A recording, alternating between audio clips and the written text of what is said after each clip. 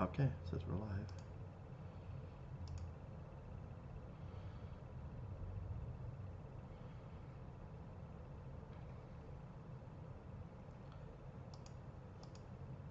It says we're waiting for Argus Fest. Hold on.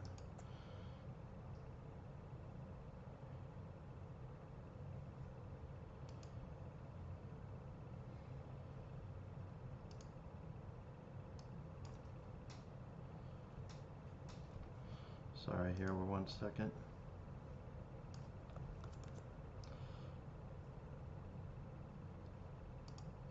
Ah, here we go. So we got a little bit of a delay here. Sorry about that. Hello, everyone. My name is Jason, and we're live on YouTube. And I tried to get the Facebook Live here thing going, but I had a hard time patching it through with my mixer. So we're just going to go with YouTube right now, and I'm going to make a link on Facebook as well. I am going to make a Facebook stream here. Let me turn my speaker down. And speaker's not even working. Okay. All right, so we're here with Alison. Hello, Alison. Let me jump over to Alison. Sorry, just taking a second. Live from Southwest Philadelphia. All right, Alison, you're live. I'm going to go ahead and start the Facebook stream, but you want to introduce yourself? Sure. I'm Alison McDowell. Generally, my tagline is I'm a mom, an independent researcher, and I blog at the intersection of race, finance, and technology. So mostly what I do, I have a blog. It's called wrenchinthegears.com. Wrench is in like a tool.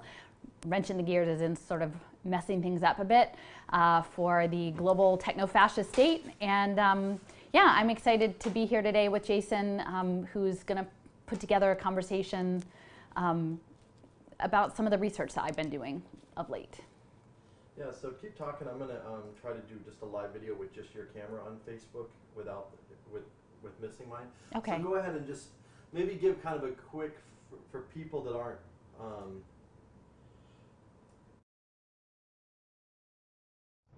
So for people who have never, aren't familiar with you that might be chiming in, you want to give them a quick, just a quick rundown of you know, what it is that you do and what it is you're looking at. Sure. So I've been active in around various issues, initially starting with the privatization of public education and then the surveillance aspects of educational technology and the commodification of children through those systems, and then broadened around looking at poverty management, both at a national level as well as increasingly ties to global, quote unquote, like humanitarian aid systems and the way in which technology is embedded in that and sort of data-driven practice that enables sort of further transformation of people as well as nature into financial commodities that are tradable on global markets.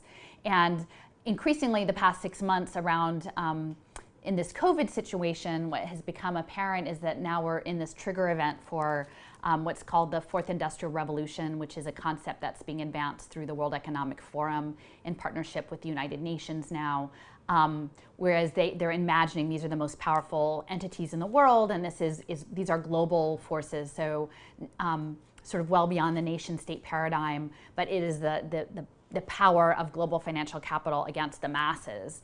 And in order to create these larger financial markets, they need what's called a global digital identity or a self-sovereign digital identity. And one of the pilots for that was India with Aadhaar, and they've been refining that over time. And I believe that now the sort of no one left behind vaccination or injection program will be tied with biometrics into these larger global database systems. And then once that is up and running, it will unlock, quote unquote, social impact capital tied to the UN Sustainable Development Goals. And through the surveillance of education and healthcare and housing and the Justice Department and food access, all of the basic necessities of life, people will increasingly be transformed into sort of, having their own personal precision jailing system, especially if what's coming down the line in these injections include nanotechnology and biosensors that may sort of connect us into this thing called the Internet of Bodies, which is even crazier than the Internet of Things or the Internet of Battlefield Things, is that ultimately we become integrated into this Borg through nanotechnology.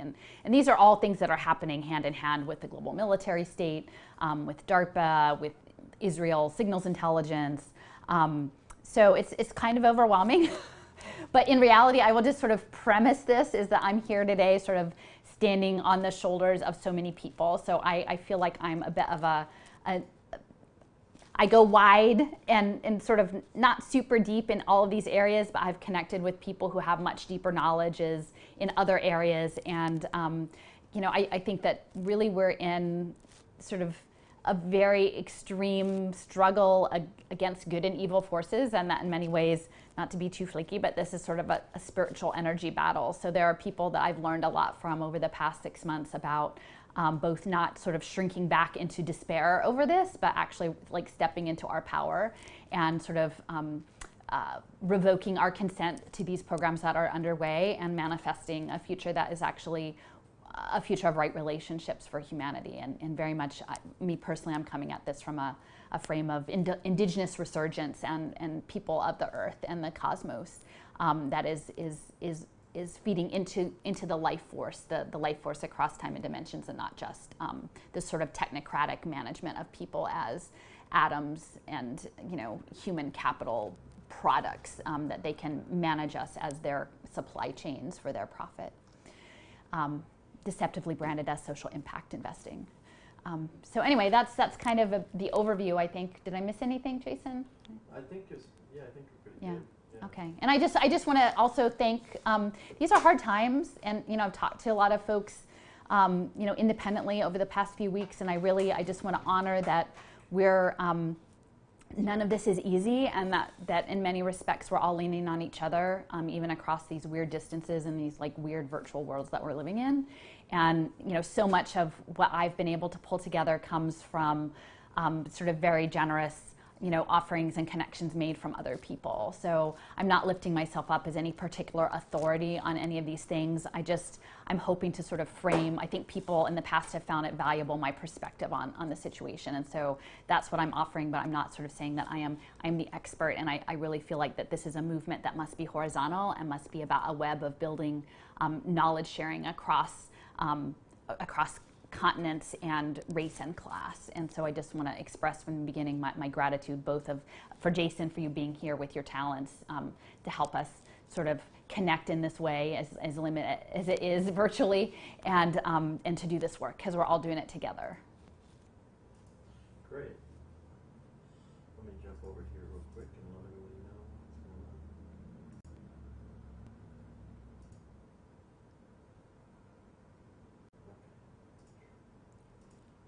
And thanks to people who, I think we put out a couple asks on our pages about questions and things for today, so I know we're going to cover some of those things as well. Great. Well, thank you, Alison. And this is my first time doing this on, through the particular way that I'm doing this with multi-camera and trying to do it to different streams. So I'm having a little bit of a difficulty with particularly the Facebook. I'm still working on it. So hopefully by the end of this, we'll have it on Facebook. But if you're watching this, if you could spread the word about what we're doing, share this link. Share the YouTube link on Facebook or any other social media that you have. And if we can get people to make questions, if you have a YouTube account, you can ask your question, and we have a few questions that have already come in already, but you can post your questions either on my Facebook or Alison's Facebook, or on the YouTube link in the comments section. You can add. There's also a chat available to it. That's if you have YouTube and you want to do that there. So let's go ahead, and I'm going to take the first question, and then I'm going to keep working on trying to get this onto Facebook. So we'll start with the first question. This was from Vanessa. She says she has a couple big picture questions. Most nations on board to some or large degree with the COVID reset, fourth industrial revolution. Is this because of governments of most nations are in collusion with the imperialist oligarchs, e.g. UN, World Health Organization, World Economic Forum, World Bank, P3s, etc., and or that these oligarchs are controlling the governments, or does it depend varying on the nation? The latter is my guess. The poorer, less powerful nations may have no choice, as if they have to rely on IMF loans or want to avoid sanctions. Wow, Vanessa, this is a long one. Or some other reason. Do you think we should see the elimination of some governments altogether, or that they will simply support puppet governments if they are not already? I've been calling on the process of oligarchs increasing rule over not just the people, but even sovereign nations and nature and human bodies, globalization, neoliberalism. Do these terms still work in describing this period that we're in? Or do they need updating? I know technocracy isn't a new idea, seeing accelerated in the name of COVID. Anyway, so it seems like there's a couple questions there. So one was. Well, so I think there's this. Hold on one sec. Let me bring you back in. Go okay, ahead. sure. So I mean, there's the larger question of the nation state, correct? So that's something that, you know, I think as we're sort of navigating all of this, the intent of those in power is really to divide people and to sort of frame what is happening in ways that reinforce people's view of the world. So there are many people who I would say maybe lean on a more conservative side who frame this up as sort of a one world government, new world order, and with the, sort of this painting that somehow it's a communist or a socialist takeover of this one world order. I would say that from what I see, this is all running through the impact management project, and it's about channeling transnational global capital assets into securities that are tied to our body and our good behavior. So in the US, much of this is running through the US Chamber of Commerce. So I don't think, you know, from that frame, if you're lifting this up as like, you know, that this is a socialist takeover of the world, clearly it's not coming from the people. This is not a grassroots movement to have this done to us. It is about channeling capital.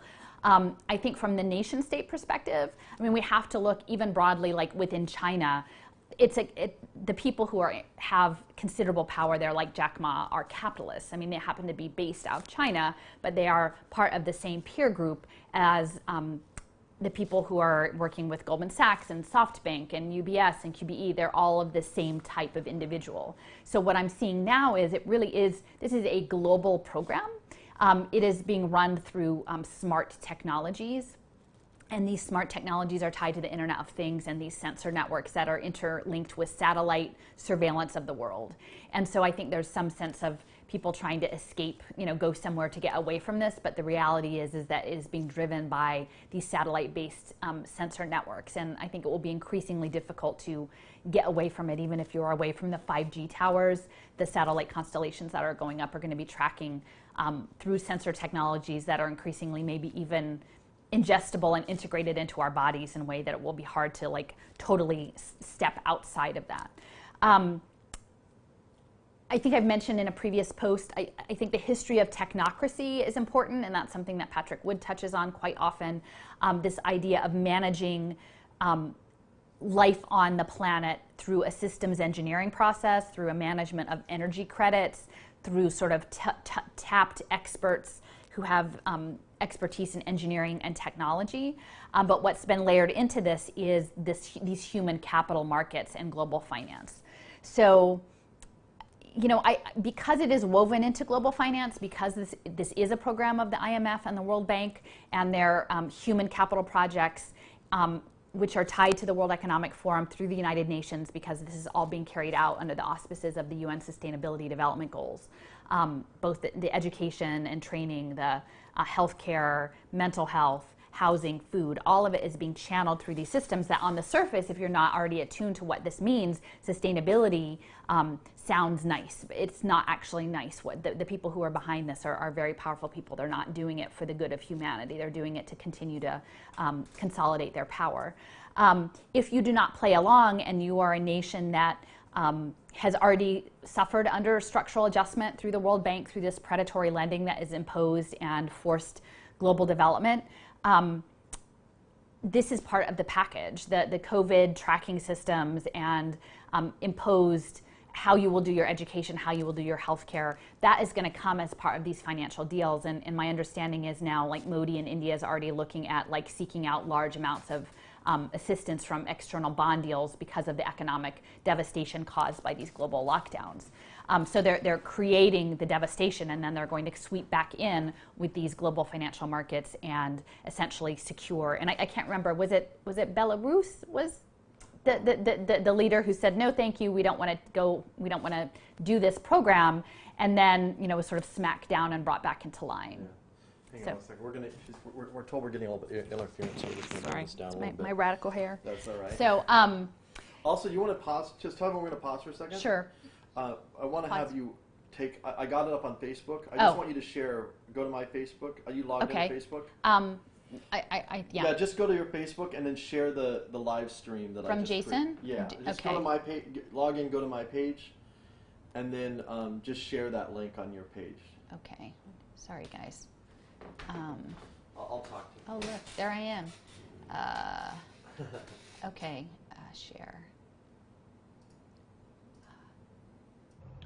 So hey everybody, it's Jason here. We're just having Alison share I got the Facebook Live working, and so I'm just having her share it on her page so we can get people. Thank you all for joining us, and again, if you have questions, hopefully, I imagine people that are with us have already explored some of Alison's work, so you're not completely green to this. Did you get it shared? Yeah. Okay. So I think just to close out on that last thought about the globalization, I mean, I think there are questions about, like, what about Cuba? What about Venezuela? What about these other places? And I would say what we are experiencing in the United States, and I'm sure other countries that are facing more draconian measures that seem to make no sense unless you understand this larger program, if there are structures in place that actually acknowledge the will of the people and the participation of the people in their governance, and they're choosing to make decisions like with their knowledge of the situation in those countries, that is very different than having it imposed top down. So I would say that that's a difference, and I'm not in Cuba, so I cannot speak to exactly what that looks like there. But in countries that are accountable to the people, I'm not second guessing the choices individual countries are making over this. But it's clear that right now what is happening around COVID is not in response to what is happening on the ground with individuals and accepting of feedback from local governments or local groups of people who are being targeted by these lockdowns and what the economic implications are. It's definitely top down instead of bottom up. Okay, great. 1 second. All right, thank you, Alison, and thank you all for joining us. If you can, again, share this live stream with folks. So hopefully, as the time goes on, we'll get more people. Looks like we already have a couple dozen people watching us on the different platforms. So another question that we had is, what does this program look like in non-industrial countries? Yeah, so that's something that comes up a lot, and I think that it's important to understand that what we're seeing now is probably a 50 or 60 year program. It's a cybernetics program that really emerged, at least, I mean, it goes probably back much further in terms of like colonialism, but at least coming into fruition with the technological systems post World War II. So the cybernetics and the melding of humans and machines into these sort of cyborg systems. And so this has been a very long trajectory, and this has not happened overnight. And so we need to understand that the full implementation of this is something that is, I know that their time frame is at least 2030, but they've got 30, 50-year plans. So right now in the developed world, we have industrialized world, we're seeing many 5G towers everywhere, and that's what's going to run this fourth industrial revolution and the Internet of Things and the automation and the roboticization. Clearly, that level of infrastructure investment is not happening in many other countries. And yet, many of the prototypes for these human capital impact investing programs are happening in, the global south, like non-Western countries, and they're coming through what's called humanitarian aid, if you want to call it that, but it's financial products, like financial, monies that are coming in from industrialized nations into other nations. It looks like individual communication technology, so ICT technology, mobile phones, tablets. In fact, these impact markets really feed off of poverty and trauma.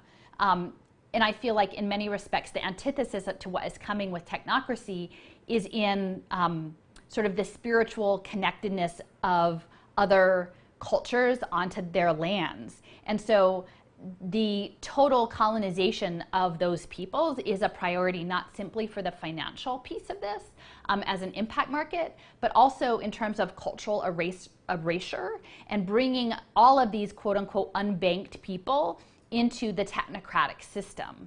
And I think, it's not just about the money, although that's a huge part of it, but I think it is essentially separating people from their means to access their own lands and cultural practices that could stand as a powerful barrier to the ongoing rollout that is coming. And I think in many respects you're hearing in the narrative, we need to have equity around the vaccine distribution. And to the point that, Gavi, they're advocating that they will use Israeli technology called macro eyes to track African children for like total compliance with their injection program. And on the one hand, if you're coming at it from a not knowing the bigger picture, you may think that sounds like a kindness to provide equity in these vaccine injections, unless you realize that the plan is ultimately to include militarized technology in these vaccines and to tie them into biometrics, and then it is a much more insidious and nefarious program.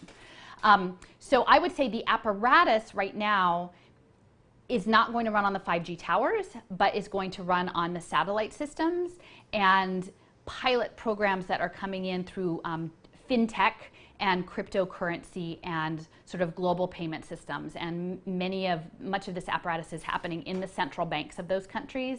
I believe in Kenya, there's something called M-Pesa. And so the digital banking systems that are there for convenience sake will be the leverage to get people into the digital identities. And I've spoken before about the Better Than Cash Alliance that Gates is backing, the push that aid distributions will be coming in through like MasterCard affiliated payment systems, but that they will be based on phones. And so all of that will be running through the satellite technology, and then by having these devices further connects people into the Internet of Things and ultimately the Internet of Bodies in terms of both tracking and signals processing for predictive analytics over future unrest. So what it looks like is in the meantime is that those countries are getting piloted. The use of these devices and digital currency is becoming normalized.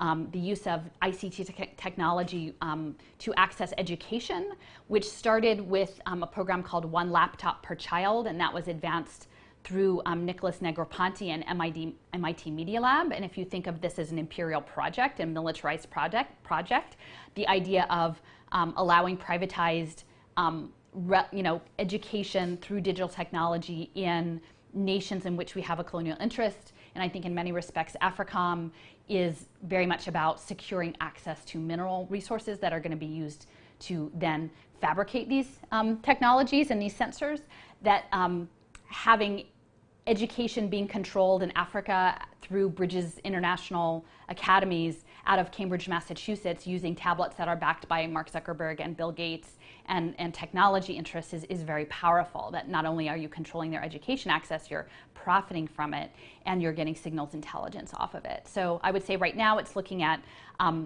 M-Health or mobile health through development aid. It's looking at ed tech education through privatized education systems, and it's going to look like fintech currency. And even in communities that may not even maybe beyond the reach of the satellite systems, the educational systems are already looking at what they call last mile delivery, where there are sort of, and I'm not a tech person, it's been a while since I looked it up, but essentially it's a component in which lessons and things can be uploaded and then carried that last mile into the area without any internet access, so that they will have localized networks for distributing content, and I'm assuming feeding responses to that content back, and then those modules will be carried back to where there is internet connectivity. And I believe that actually may even be connected through KIP, the KIP program. I have to look that up again. But they've got these Band-Aids for this last mile piece, knowing that in the next 10, 20-year time horizon, the ultimate goal is a fully militarized atmosphere with satellites, tracking satellites, and the Internet of Bodies. And I think that the focus of the vaccine programs that will ultimately are intended to have nanotechnology in them and biosensor information embedded in people's bodies, that it's not surprising that they would be targeting Africa, that would be the first place to get this trust stamp blockchain health verification. Great. Thanks, Allison. And thank you for, I don't actually know who asked that question. I've got a series of questions that were just pulled off, and I don't know who asked them. So thank you all for asking the questions, though, if I don't call you out directly. The next question is, what's going on in Australia? COVID lockdown, Singapore, social welfare reform. That's kind of a generic question, but what's going on in Australia? What's the deal with Australia? What's that all about? Right. Well, I mean, clearly what's happening in Victoria, Melbourne is really intense, and also even New Zealand. Like that the level of response to the impact of the public health situation is totally disproportionate to what's happening, and that was already happening, several months back with the lockdown of the housing projects. And so one thing I haven't had a chance to write about yet, and I'm looking at my computer a little bit, like, please bear with me because I haven't totally internalized it all, but early on in this process I spent a lot of time looking at Event 201, which was the sort of tabletop simulation around the coronavirus that was backed by Gates and Bloomberg and Johns Hopkins, that was held in New York last October, that sort of presaged all of what was happening a few months later. And when I was looking through the LinkedIn profiles and the backgrounds of all of the individual players, two people sort of jumped out at me because I had been looking at Australia for a while around their adoption of smart money and blockchain payments tied to their disability system, and looking at their shift to adoption of social impact bond infrastructure in localized areas, their adoption of digital identity systems, and their adoption of sort of new payment platforms tied to the Reserve Bank of Australia. And so all of these things moving together, the digital driver's licenses, the social impact bonds, the programmable smart benefit money on blockchain, and the payment platforms was something that had been on my radar. And in fact, I think that early on there were maybe some climate protests, and at some point over the January or so, there was, I can't remember which public figure in Australia, but said, well, what we can do is we can pull the welfare benefits of anyone who's caught protesting.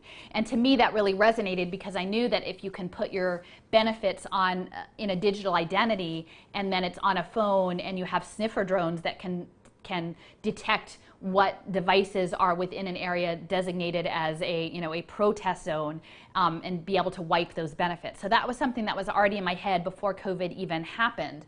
So when I was looking at Event 201, there were these two figures, Jane Halton, and Jane Halton has been a public official in Australia tied to the Department of Finance, the Department of Health, and then a private genomics institute. And she was on the executive board of the World Health Organization. She has ties to the Institute for Health Metrics and Evaluation, which is out of the University of Washington, Seattle, which is all Gates, and is part of this national COVID-19 commission in Australia. So she was in Event 201. So she knew the whole lay of the landscape around how this was going to go with digital identity and digital payments. There was another individual who was also in the room that day, and his name was Levon Theroux. Levon Theroux was he is affiliated with the Monetary Authority of Singapore. And I think many people who have sort of a sense of what's happening with smart cities realize that Singapore is sort of the vanguard of this surveillance, high-tech, smart city, surveillance city. And they are sort of in the lead on this Smart Nation Government program, Big Data Smart Government, all tied to sensors, and they are actually doing a lot around programmable money on blockchain, these token economies. So they have developed a model that was early on in COVID called Trace Together that was being adopted in Australia. So both Levant Theroux and Jane Halton in the room at Event 201, but also their countries are collaborating around contact tracing and digital surveillance related to COVID. And if you look at what the Singapore government's response was to COVID, they have all of the pieces that we're seeing in place now. They have these business portals, really, so that the intention is to be able to control business opening and closing and the condition under which businesses are allowed to operate. So that is a major lever of control. They have safe entry, which is allowing your personal mobility based on health status or access to spaces depending on if supposedly there's been an exposure in certain geographic locations. And remember, this is all being tracked through devices from space.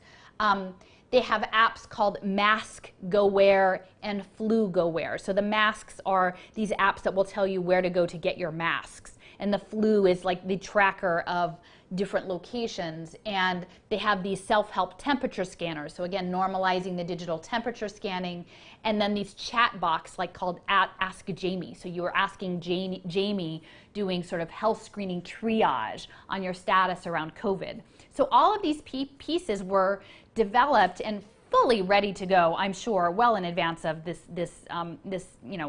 mid-March around contact tracing, business license opening, biometric health, and we have to understand this as part of a rising biosecurity police state, but as a global police state. So these models that were developed in Singapore, very likely tying into the central banking systems and the sort of biopolitics of social impact finance, then have been transferred over now to Australia, where Jane Halton is lifting them all up and embedding them into the larger program of what's going on in Australia. Now, there's something called Data 61. There's a white paper called Making Money Smart. The World Bank actually issued their first blockchain bond I, in Australia. And my thought before all this happened would be that Australia would be brought in as the first smart social impact bond tied to education. I thought it was going to be work-based education tied to big picture learning. That was the entry point that I thought that they would be coming from. But in actuality, it appears that it's going to be these biometric health passports. And the conditions, and I think we've seen this, is that you're expected to get the vaccination in order to have your public benefit. If you refuse to a mandated injection, that you will just be cut off from any ability to access benefit systems, which now, because of the business lockdowns, people don't really have other good options of how to support themselves. So this is connected to the World Bank. The Australia Post is doing something, Boston Consulting Group was working down there on something called a frictionless future of identity management. So probably the postal system there is going to be handling some of the digital identity apparatus, which leads me to think here in the US, all of the things we're hearing about the Postal Service is like, will there be some sweeped in answer that comes in to save the Postal Service, and it will be about anointing them the digital identity management system for blockchain voting and our blockchain services here in the US. If Boston Consulting Group is pitching this in Australia, I would suspect somewhere sitting out there is a white paper for us as well. But we know that through Centrelink and Indu that they have been doing very terrible things around automation and welfare benefit systems. I think people were being billed for more benefits that they were entitled to and having really draconian measures enforced on them all through AI systems and automation. So anyway, I'm trying to sort of lay this out within the context of COVID for Australia, because clearly people who are already, before this even happened, are terribly affected, as we saw in the lockdowns of the public housing programs, and those people were confined in these high block towers with hundreds of police. But these social impact systems, which really is what this is about, it's about surveillance and also tying people into human capital markets, is that people who are suffering in poverty or who have had trauma are the targets of these systems. And I would say my concern here in the US is that's disproportionately Black communities, Indigenous communities there. I think those same concerns hold true for Australia, particularly Indigenous communities of Australia, where some of this is tying into epigenetics and genomic tracking, which you can see with Halton. She's involved in these genomic institutes, is how much of these DNA tests are involving DNA data harvest or getting baseline genomic sequencing, both to inform human capital markets potentially with epigenetic trauma, but also the possibility of, through nanotechnology or bioengineering, that they may be looking to through this crazy eugenics program. Again, and I'm not saying this is definitely going to happen, but you can see how this might be, that they would use these bioengineered resources to, quote unquote, like fix people to an appropriate level of function based on what transnational global capital dictates is an appropriate way to be human in the world, in a world that is increasingly cyborg. So I think that's sort of the broad scope of what I want to say is happening in Australia. I would say recently there is some reform around the disability payment system that has just come out, and I would say we need to look to what's happening in the United Kingdom. There is a big push now around revisiting people's disability benefits, doing profiles, trying to get disabled people into work, which we understand, if we understand the fourth industrial revolution is about automation and having robots replace people as doing work, then what is actually going on there if you're sweeping in and pushing elderly people and the disabled to get on work planning programs if that work isn't going to be there? It doesn't make sense unless you understand that the ultimate in the impact investing scheme is that you're on a pathway, that you're on a prescribed program, that you must occupy your time doing all the things that the state requires of you in order to do your benefit. So you will be required to do workforce training for jobs that may not exist, but your function for impact investors is to follow the orders and do what is told to you to do. And that's what's going to be coming down with these protocols, is that they're going to be training people for work that the robots are going to be doing. They know the robots are going to be doing the work, but they can't let you sit and actually stop and think about how messed up this whole situation is. You might actually go out and organize with people to come up with a better program. No, they've got to keep you busy, and they have to keep you busy so that you can access your smart housing and your smart food and your smart healthcare and your smart education, so you don't have time to actually connect and organize with other people. And so that, I think that is what is going on with these quote unquote disability benefit reform programs that are underway now, is they're getting the baseline for the growth markets. That was a lot. Yeah. So, but what's the bad news? We don't have to be cyborgs. Say that again? We don't have to be cyborgs. We have another choice. Go Germany and go like the English today. Like, people are like organizing, and you know, I'm showing my husband, I'm like, these are people just like me. These are not, you know, these are moms. These are people who are fighting for humans to have a choice about their future. That's the people who are out in the streets now. I thought it was just all racist, fascist nationalists, but no, I'm kidding. Yeah, but I mean, that's interesting. So I'm curious here on the stream. I'm not seeing a lot of comments come up, but I do see that we have 38, 40, we've got 30, 60, we've got almost 70 viewers. Thanks, guys. 70 viewers. So Good news. we would like to hear more questions from you. I do have some more questions on the list. And also, if there's any technical problems, if the sound, if it sounds good, if it looks good on my end. I can't actually monitor it with my headphones because I was having a problem with my system here. So if you can give me any feedback on how it looks and sounds, that would be great. But it looks good on my end, and hopefully it looks good on your end.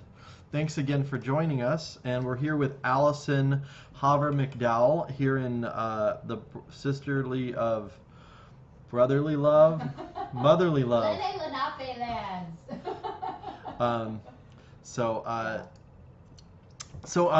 Let's go to the next question here.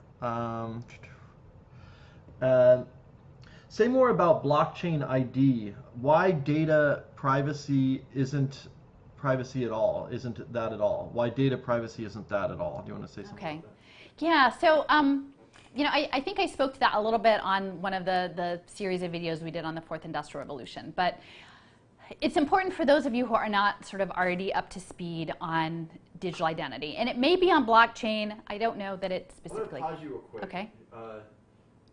Sorry. Hey guys, I'm just going to do a quick pause here. I'm sorry, I just realized something. Allison, I'm going to have you jump on Facebook again and make your post, make it public. Right now you have it only showing to friends. We might get a few more people if you make that public. So just go to the post, Yeah. and then just change the settings to public. And thanks again, everyone, for joining us. I'm using a new platform, so it's a little funky for me, but hopefully it's working out for everyone. And All right, I saved it. and you can make comments on YouTube or on Facebook on one of the posts where the video is at, and we will hear you. All right, and back to Allison. Oh, so we're talking about blockchain. Yes. So I will say, and privacy, right. So the key with these human capital markets is that they need interoperable data. They need your life turned into like ones and zeros in a big giant blob, because what they want to do is essentially in real time risk profile you as an investment and monitor your compliance to this sort of global nation state run by transnational global capital according to the UN Sustainable Development Goals. So that is part of what the Internet of Bodies is about, is through these sensor networks, whether that's carrying your phone or having a Fitbit on or some other wearable technology or having an embedded biosensor. And I think, just yesterday we saw Elon Musk, marketing his Neuralink program. So there's all sorts of ways in which we are becoming sort of melded to the Borg. But they want the interoperable data because essentially the whole premise of impact investing is against pre-criminality, where criminality is not doing what they want you to do. And so there's a cost tied to the criminalized behavior, behavior that is in opposition to what the global order wants. And there's if they can fix you in advance, they're going to figure out how much that costs to fix you in advance versus how much it would cost them to address your problematic behavior in the future, and then carve out a bit of a slice in between for their profit. So they would pay for the intervention, get a little bit of profit, and essentially all of this ties you into a surveillance system and it legitimizes ongoing surveillance. Just like the COVID contact tracing and what we're expecting of people ties you into the system. They will say that the data that you give out in your Internet of Bodies interactions is private and that you will have control over that data.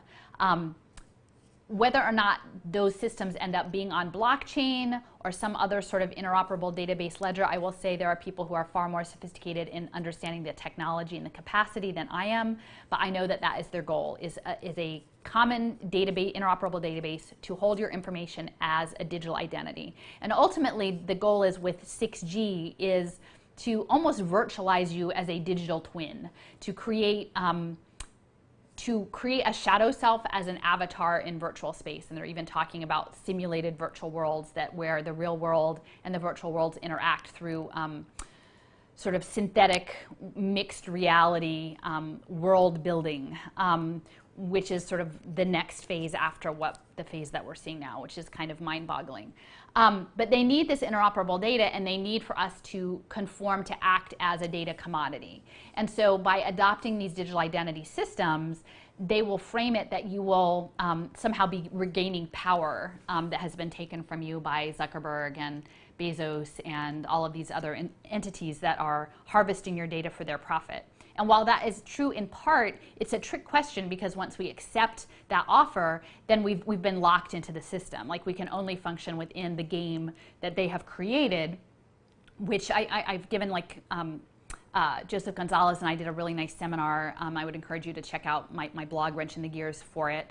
It was a 3.5-hour program on gamification of the world and augmented reality. And they need our digital identity for us to function in their augmented reality world and to both track us almost as a playable character, if you're like in the video gaming world, that we go from playing our own character, in this virtual world building exercise, to giving away our power so that we're actually being played by other entities, and that might not even be human at some point. It may be by artificial intelligence. So I think that's what I want to say about blockchain identity or digital identity, is just the emphasis on interoperable data that is tied into impact markets, that it is allowed for, it enables perpetual surveillance. And I would highly recommend, there's a book called We by Yevgeny Zamyatin, I think, from 1920. It's a very old book, but it's about this sort of society of living in a panopticon and what that means if where humanity, everyone is just reduced to a number and a digit. And that's the world that we're being sold on blockchain. And so if anything, I would say as a resistance movement and a spiritual resistance movement is that we resist any efforts to be commodified as data, even if they are saying that it is secure. And I want to mention, because this is something that's just happened recently in the past few weeks, and sometimes it comes in sneaky ways, like students in Chula Vista, California, a school district, in order for them to access public education, in-person public education, they were to give a blood sample on a cartridge COVID test where the results would be stored on blockchain. And that was bought by a company called Kahala Biosciences out of UC Irvine. It was a company that was just happened to pop up just in time for COVID to develop these blockchain testing systems. And I think the platform was called Adonaya. It was pretty creepy. It's like the goddess of safe return or something like that. So they're playing with us in how they're using these terms and these sort of mythological references. But essentially, in my mind, they're asking for a blood sacrifice of children, whether or not maybe it's just a touch of blood, but that those children are going to go on blockchain to justify their access to what is by right a free, appropriate public education system. And it's important to know that Chula Vista is within the area of San Diego, which is a smart city. It's part of the MacArthur Collective Shift LRNG learning data badge program, which is all about human capital investing, and these education systems, these badge-based education systems, which are going to underpin the education human capital markets. They go way back. I mean, before Clinton probably, but Clinton signed Goals 2000, which was about standardizing education and workforce aligning education. He signed it in San Diego. So there is quite a lot of meaning behind the fact that that the students in this greater San Diego area are being put on blockchain, because that is very much the early stages of these digital identity impact investing systems. Don't put those kids on blockchain. I'm just saying, like, whoever is in California, like at this point, and this is what is really difficult, is that right now the people who are waving in techno-fascism are mostly the Democratic governors. They're the Democratic governors who are doing this. And I say this as someone who leans, well, I don't really belong anywhere anymore, but like I started out left. I just keep falling off the left. But like it is coming in from progressives who are saying they're doing this for our own good, is to put us on blockchain, and that is absolutely not true. Cut it out, Lisa. Yeah, all right. And also just when you're on me, they can't hear you. So just to give you a heads up. I could actually probably set this up to where I keep your mic on, but I gotta find that setting. So we're gonna take more questions, and like I said, if you guys have questions, feel free to post them in the comments or in the chat on YouTube. And again, thank you for joining us. Looks like we have almost 90 viewers now, so let's get those numbers up. I'm impressed. Yeah, let's feel free to share this with people that you think might benefit from this information. So another question that we have is, what about a career-based educational model? Do you want to say something about that? Yeah, so education is United Nations Sustainable Development Goal 4. And, in order for what's coming to happen, I mean, clearly the first wave was standardizing education. These Common Core state standards making, at least in the United States, coming up with the standards, and then coming up with the testing protocols, and moving from end of the year tests, which is how I got involved in activism, to essentially benchmark testing, which is recurrent quarterly tests, to essentially now embedding testing within online education system platforms, so that you might not even know that you're being tested or evaluated.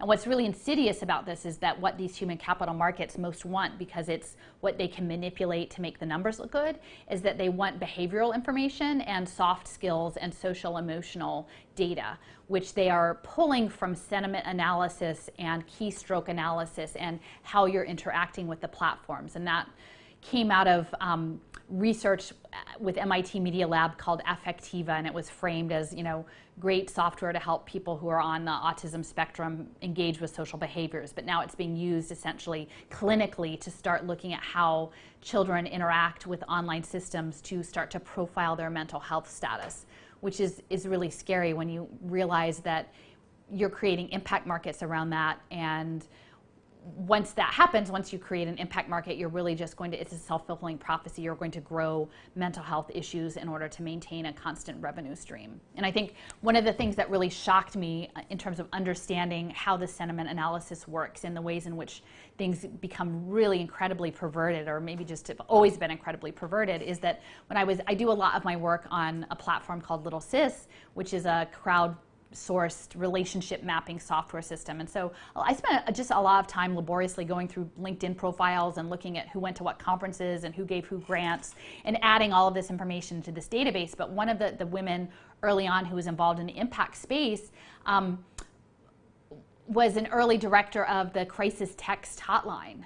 And she later leveraged all of the data that went into the crisis text hotline to create a for-profit company called Loris AI, Loris.ai, which essentially they data mined all of that to create like customer training software for corporate programs. And the Loris evidently is a poisonous lemur.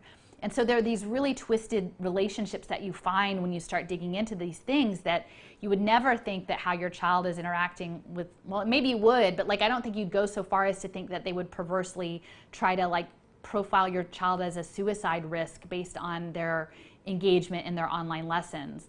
But I think we're seeing really a lot of trauma that's happening in online education the past week or so, like especially among young children, like falling apart and crying in front of these screens.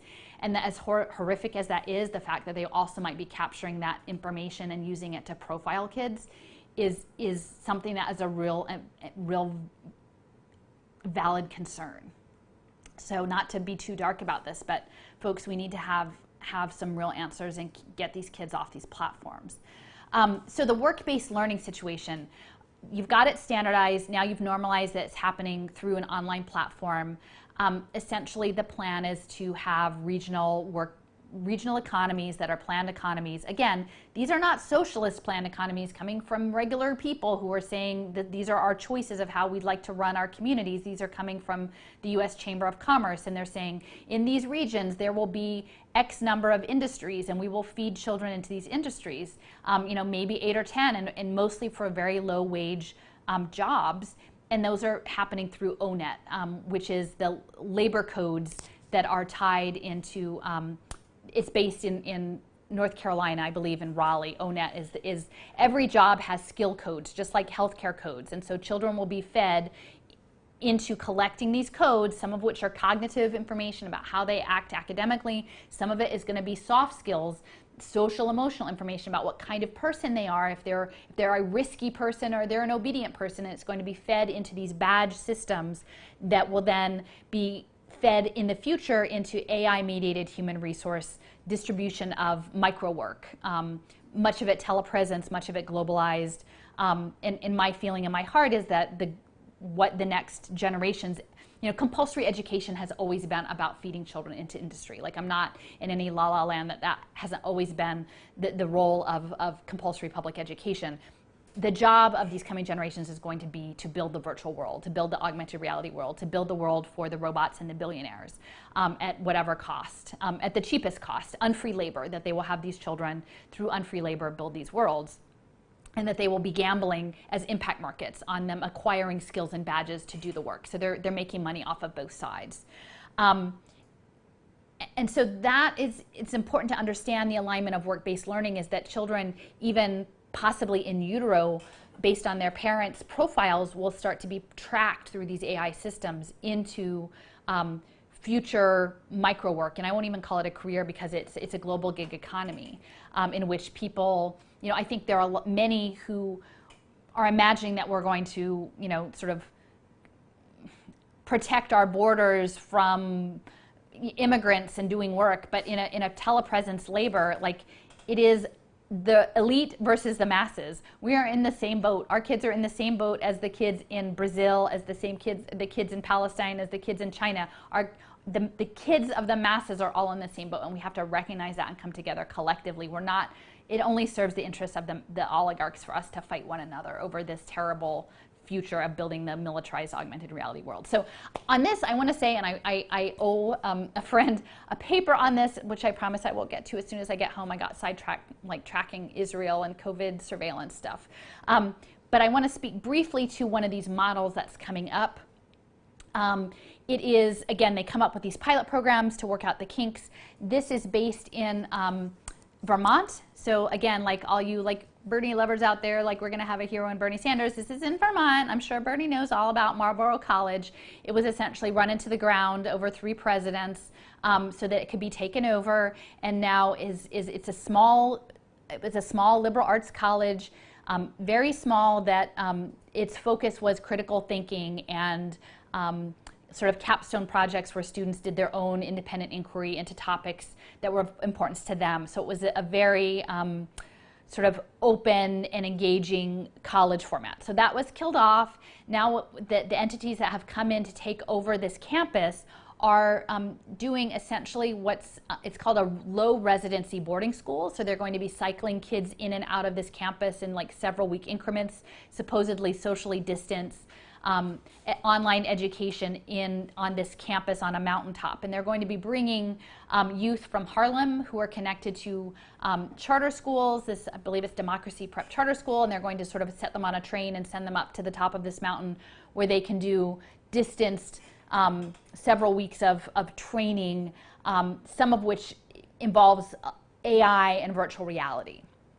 And so those are impact markets, folks. They're going to train these kids into building the virtual world, normalize the use of virtual reality training, and then send them back home to Harlem with their surveillance devices, and they're going to be pitching them on wraparound services and mental health services because we're all really suffering. And so all of these are impact markets. And this is happening not because it's good for kids, but because it's about signals intelligence and managing humanity into anti-life, essentially, is what's happening. And the individual who is behind this, who acquired this campus, was involved in Bridges International, which was the online education program in Africa. He was involved in remaking high schools under Obama. So this is not just a Trump thing. This is not just a DeBoss thing. This was happening under Obama with Duncan and all of this was in place well before, and putting out virtual reality as the education system.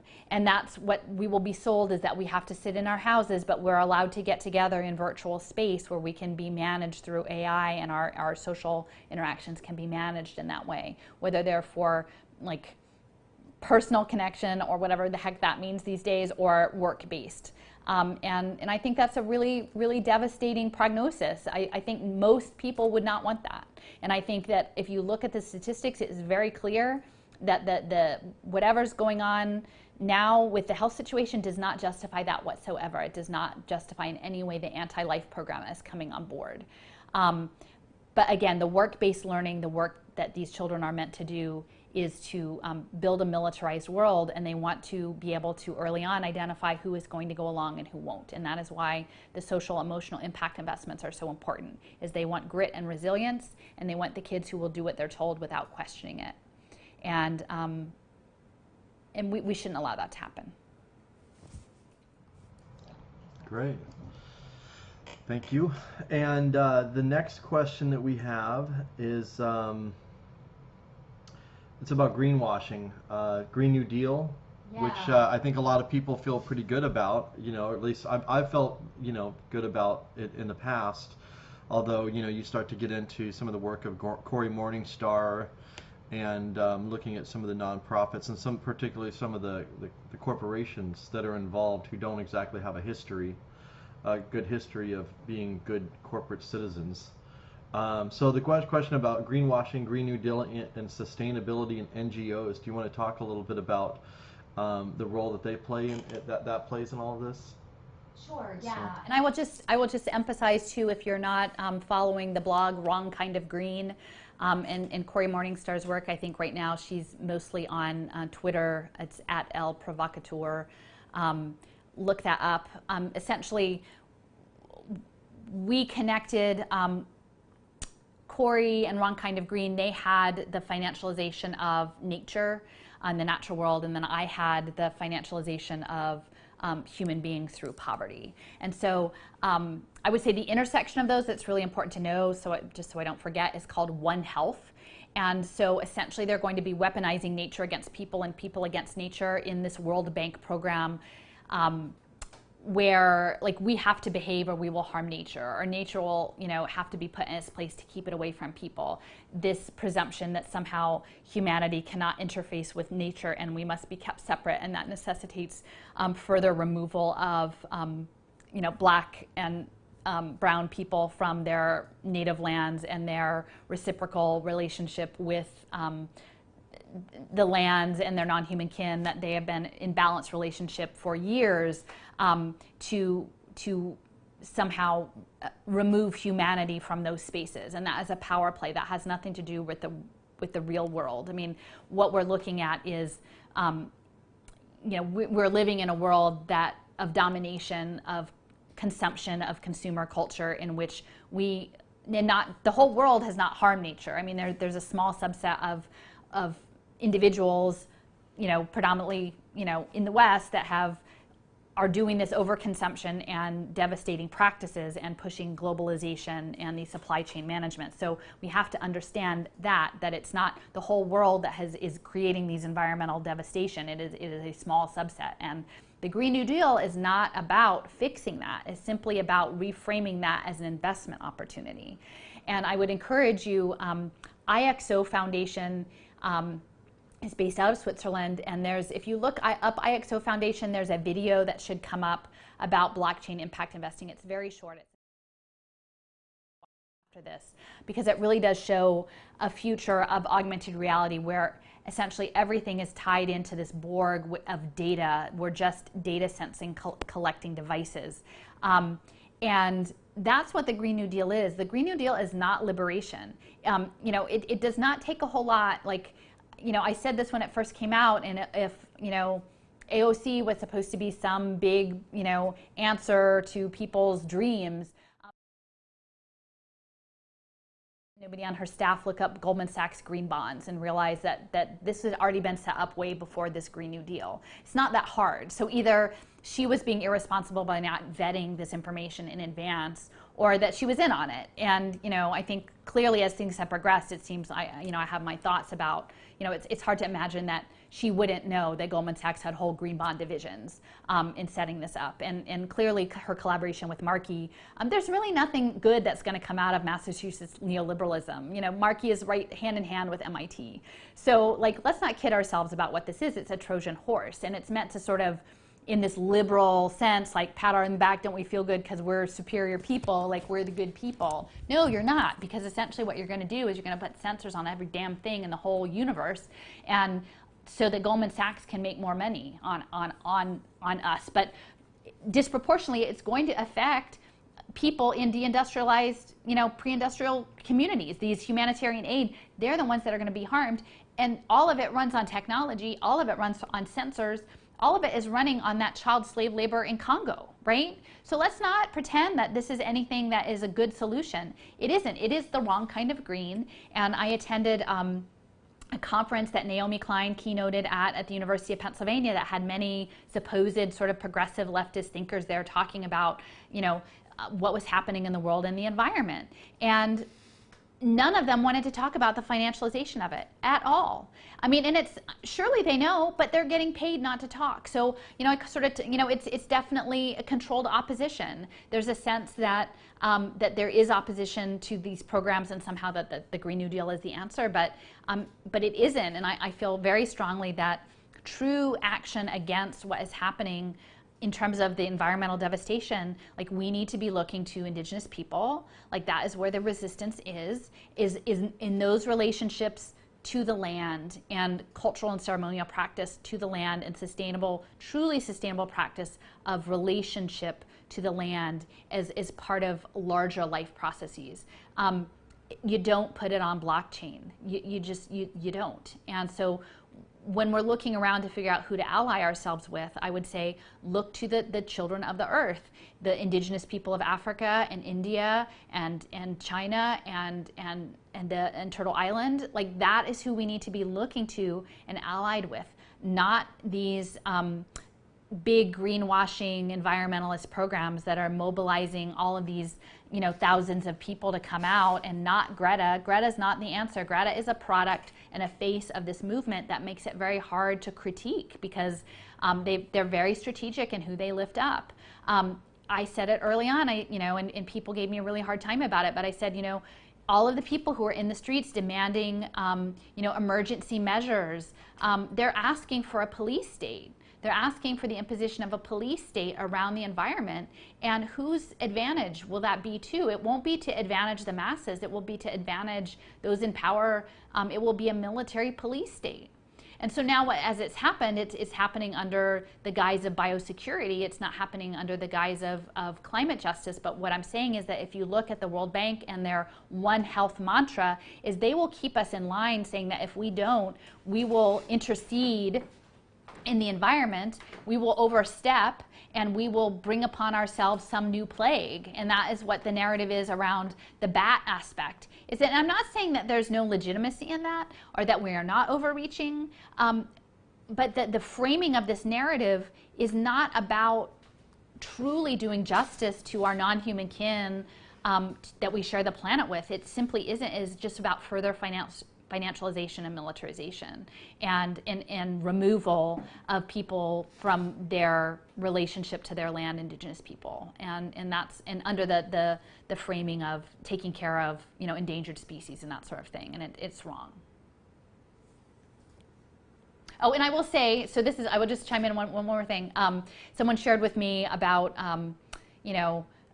a lot of the impact investing is coming through the Vatican, right? The Vatican is very much like the Pope is working with Microsoft, and we're going to save, we're going to resolve poverty through artificial intelligence. And I will say, in my research, I have come across that much of the impact investing space is being handled through the Jesuit universities. So that seems pretty consistent with me with the Pope. But they've had 3 impact investing conferences. And one of the individuals who was at all of the conferences was Tom Steyer, the former presidential candidate. But he's lifted up as one of these big green presences, the environmental movement. And it is, if you look into his background in banking and finance, you'll realize that it is these sorts of quote-unquote environmentalists, many of them sort of powerful, influential, white men, who are advancing these things that have nothing to do with true justice, environmental justice, off blockchain. Okay. Okay, well, thank you for that. Thanks, you guys, for still sticking with us. And another question we had was regarding eviction, smart housing, and good behavior. Yeah. It doesn't say much more than that, but do you want to say something about that? Yeah, well, and when we did our last set of interviews, I didn't really get a good chance to talk about housing. And I will say, I'm in Philadelphia. It is a city of deep poverty, and housing access is a huge issue. And we're living in a city with many empty and vacant homes that could easily be made livable, but there is money to be made in not housing people through these impact markets. So early on, one of the research projects I undertook was to look at what was happening in Santa Clara County, California. And it is the test bed it's in the Bay Area, of a lot of these projects that are coming. And so Santa Clara has these 4 impact deals. Some of them are different. Some are pay for success, some are social impact bonds. But one of them was around pre-K, there was a literacy one, there was a housing one, and then there was one about mental health. And the housing one, it was really important to understand that in these deals that are set up, these pay for success deals, and in this case, the sort of broker for the pilot program is third sector. So if you look up third sector and pay for success, you'll see their fingers or tentacles are all over the country. Third sector is backed by George Overholtzer. George Overholtzer got his start early on in Capital One credit cards. So that was George Overholtzer's background. Capital One was really good. It was a credit card company without really a bank, and what they excelled at was maximizing the amount of debt that individuals carried while still being functional. So people, I guess, who had debt with Capital One were okay with it because it was well-managed debt, and they used that debt very effectively to control many people. So Overholtzer left, he moved on to something called the Nonprofit Finance Fund, which essentially that program was to remake the NGO, the nonprofit, the third sector, to function as a data-driven entity, to set it all up for these performance contracting deals.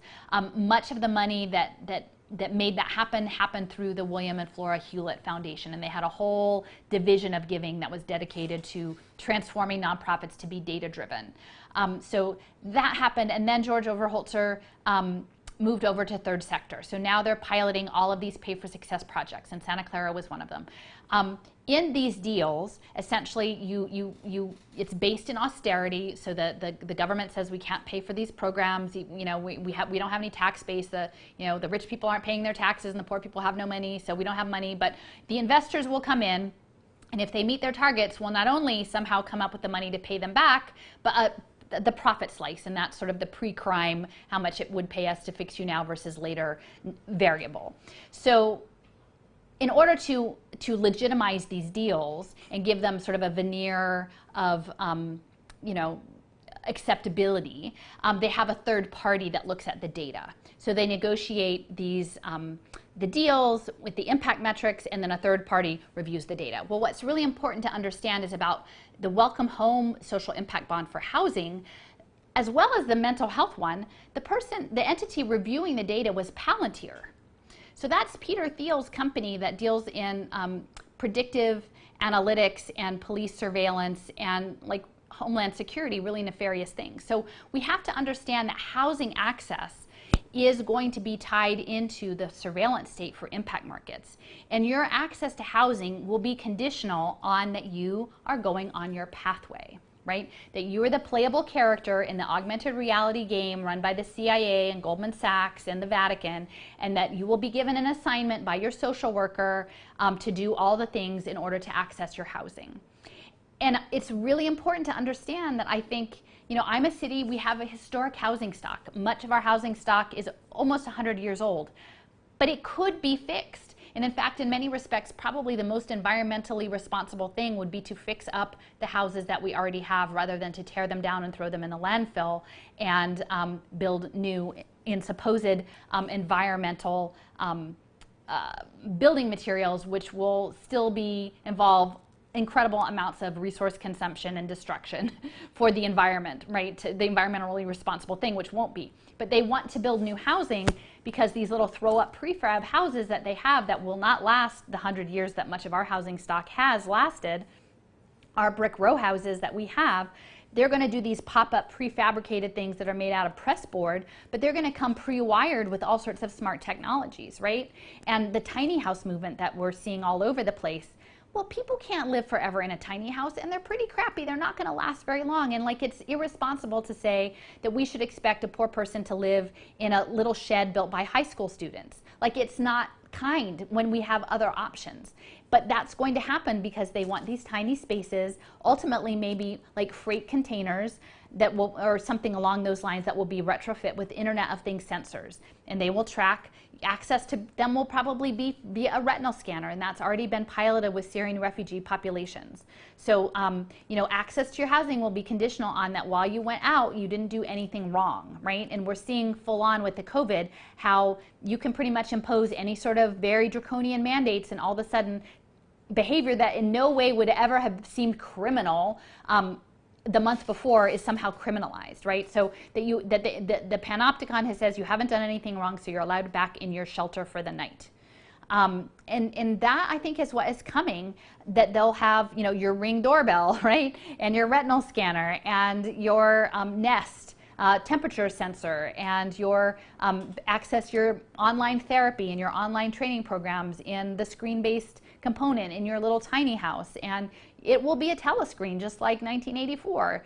How do you escape it? Like, can you go to the bathroom? I don't know. There's probably going to be a smart toilet, because like now we're hearing with COVID, right? Oh, we need to like track your defecation, and we need, I think I even saw something crazy about a biometric, like your sphincter, right? Like somehow we're having biometrics around us sitting on a toilet. I mean, you would think, like anything that you might have said, like you told me I would say this a year ago, I would say that seems a little far out. But none of this is beyond the reach at this point of what is happening, especially once we understand that our bodily function, our basic bodily functions are being monetized through bioengineering by the likes of Bill Gates and these crazy military financial infrastructures. It's not crazy, and we need to stop it now before it doesn't get rolled back. So I just want to say the housing, many people on the left are they're talking about evictions. There is a reason they need people evicted, because they will rehome them conditionally. They will rehome people on condition of good behavior. Just like they said in Australia, if you're protesting, you're not going to get shelter. And increasingly, they will criminalize being on the street. They will have the drones and they will have the robot police dogs, and they will criminalize you if you are not in approved housing, but your access to approved housing will be conditioned on that you will be the good citizen according to the Sustainable Development Goals. And it's a pretty dark situation out there, folks. I mean, it's really getting serious, and people need to understand on the left what this means. There is a reason that Blackstone scooped up that's the largest private housing provider. There's a reason they are going to set up the retrofitting of the homes as workforce programs, right? So the dispossessed people who lost their restaurants and lost their hair salons and lost their bookstores and lost everything, all the independent businesses, that those people their only option is going to be to build smart housing and retrofit all the housing with the sensors, so we can be locked in our box to build the spatial computing world. And I don't think this is far off. And this is why Blackstone and BlackRock and they're all, and Trump isn't the answer here. Like, Trump is in with all of this stuff. So there's a polarizing spectacle that's going on that's trying to pull people in one direction or the other. And it is power versus, it is technological and militaristic power versus the masses. But we do have power. Like we have a spiritual power. I do believe that we are very powerful. We just have to figure out how to best manifest it. So I think that's really mostly what I want to say about housing. But again, the last bit is I would say if you look up Occupy PHA, the Philadelphia Housing Authority, a friend of mine, Jennifer Benich, occupied our housing authority for many months last year. Her house was hit by an incendiary device when she started looking into what was happening with our housing authority. So we have to understand that HUD is in on all of this, and I know that AOC is working with Bernie and HUD, and they're going to do all these things. Well, you know what? Are they talking about this stuff? Are they saying that we're not doing it this way? Because if they're not, I think they're pretty much knowing what the game is, and they're going along with it. And HUD is corrupted. In Philadelphia, HUD they demolished many housing towers, which I won't say were good living conditions, but they did not rebuild the housing capacity that was needed. They have divested of their housing stock in our city and let good houses rot, even though we have a 10-year waiting list for people in housing.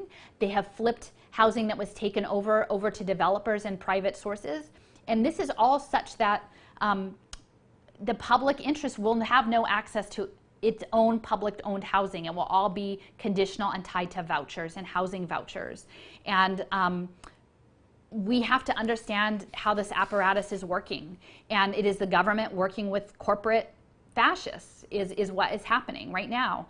And I will say, a lot of these things, these processes, like you're getting back into your smart housing, will become automated, right? Like you're on the wrong side of a drone and some automated process clicks that you can't get in your housing, right? And there was no person who decided that. It was the drone, it was the sensor, it was that you were in a place that you weren't supposed to be, or you were next to someone on the bus that you weren't supposed to be by, and then you can't get back in your housing and there's no other option. And so our rights as humans, like our natural rights, are being compromised. And for folks who are like hoping, like in the Constitution, I would say the Constitution never, in the Bill of Rights, it wasn't an affirmative Bill of Rights. It wasn't an affirmative Bill of Rights to live as a human being with your basic needs met. It was a negative Bill of Rights of what the government wouldn't do.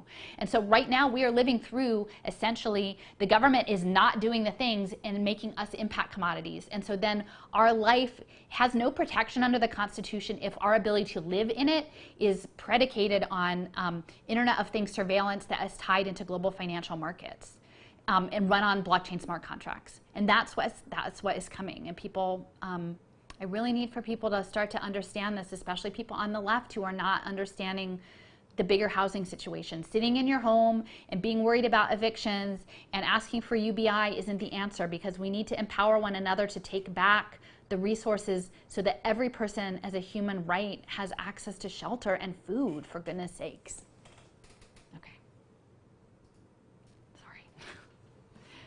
But look up Occupy PHA in the news. There were quite a few articles about it. Jennifer Bennett is a warrior in this, and there's many folks that are out on the Parkway right now in tents, and it's not a humane situation for them. But I think what is going to be ultimately offered is also going to be perhaps more inhumane. And so the folks who are out there, I hope someone can get word to them so that we can organize a resistance to techno-fascism.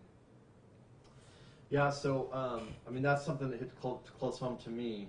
And I'm going to look at my camera here, but just pretend I'm looking at you as well, like pretend we're seeing each other through. So, you know, so some of you are watching this that don't know who I am. I'm from Denver, Colorado, and for 17 years I ran a thing called Argus Fest, showing documentaries about human rights, environmental issues, about all kinds of topics, hosting weekly screenings. I've done thousands of events. I've hosted everyone from Naomi Klein to Norman Finkelstein to all kinds of different people on lots of different topics, and then facilitated hundreds, if not, well, in the thousands of community discussions. So I had built up an audience of, you know, more left-minded people, that were concerned about the environment, concerned about poverty, concerned about war. And I saw something that happened in 2008 when Obama became elected, and it was kind of a shift towards like pulling back on the criticisms of you know, people are looking toward the nonprofits or the political parties, or they're looking for someone to come save them, and so they're eager to hear, you know, messages of hope and change or whatever. And so I've been looking at the nonprofit industrial complex for a long time, and I've over the years, as I've remained the same, where I've been focused on the issue, which is I'm opposed to neoliberal, you know, free trade economic policies that destroy ecology and harm communities and harm labor. I'm opposed to war. I'm vehemently opposed to war. I'm opposed to a lot of different things that are going on with policing in the police state. It's really the issue that draws me, not this container of a political party or a nonprofit or whatever. And I've seen over the years that I've maintained my opposition to these things, even against certain political people or whatever. People are thinking that they're being strategic by supporting someone who's quite frankly just their enemy, and knowing, and Alice, I'll be curious your thoughts on this. Knowing who your enemy is, I think, is really important, because a lot of people are listening to people on television, on the news, they're listening to politicians, and they're not realizing that the person you're listening to is actually out to get you. They do not have your best interest at heart. And it's been heartbreaking for me, because I've seen a lot of people, friends and my community, kind of peel away from me. But at the same time, it's just like, we need to get real. We need to quit fooling ourselves about the situation that we're in, and where we're headed, and realizing that the nonprofits are actually part of the system. The political parties are part of the system. They're not. There's no opposition there whatsoever. There's different strategies and tactics, and unless we're totally honest and truthful with ourselves, and you know, I get it. We want to be part of a team. You know, I want to be part of Team Blue or Team Green even, And I think that we need to be a little bit more honest about what's going on. And I'd love to hear your thoughts on that, Alison, because and people say, well, why are you always criticizing the left? Why are you always criticizing the left? And I say, because the left, that's where my heart is. Like, I care about the same things that they care about. You know, the left is more, you know, at least vocally more concerned about ecology and war, and the things that I'm concerned about, poverty. And yet they're captured by the very institutions and oligarchs and foundations and nonprofits and political parties that are actually actively working against what they claim that they're for. So, Alison, you want to say? And by the way, if we have more questions, Astro, the Can Man, since 1990. We're going to get to your questions, so stick with us. And if you have more questions, go ahead and put them up there.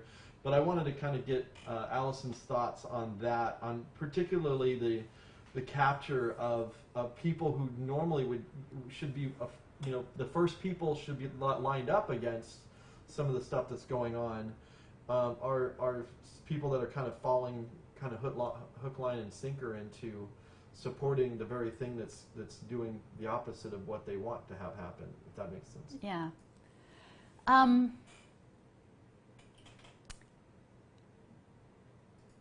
So in a lot of this, like within the COVID and seeing how things have fallen out, it was a little bit like falling through the looking glass, in that once you see this, you know, and I'm sort of advancing this, that I'm not smarter than people. I'm not like, I just, for whatever reason, I have the privilege of some time to peel back, to look, you know, I'm not listening to other people. I'm actually looking at the own white papers. I'm making my own assessments, and the people that I thought would be with me, who would understand what was happening, didn't. And, you know, I've come to a lot of this late in life, so I'm playing a lot of catch up here. But really, it is fundamentally, are people aligned with a reformist program? Do they think it can be reformed? Or is it like a revolutionary mindset? And I feel, I mean, I never thought I would be coming at things from a revolutionary mindset, but the more I've looked at this structure, I realize it is not reformable, and it is built foundationally on an understanding of this country that many of us are taught to believe about what this nation was built on, that is flawed, right? That it was built not on liberty and justice for all, but on land theft and genocide and enslavement and unfree labor. And so that's like the logic of where we're at now. And so I've just let go of the reform. Like it's been broken for forever. And I think like within a liberal frame of things, and I'm saying this as someone who, you know, I identify, I guess, as a recovering liberal or maybe a recovering leftist at this point.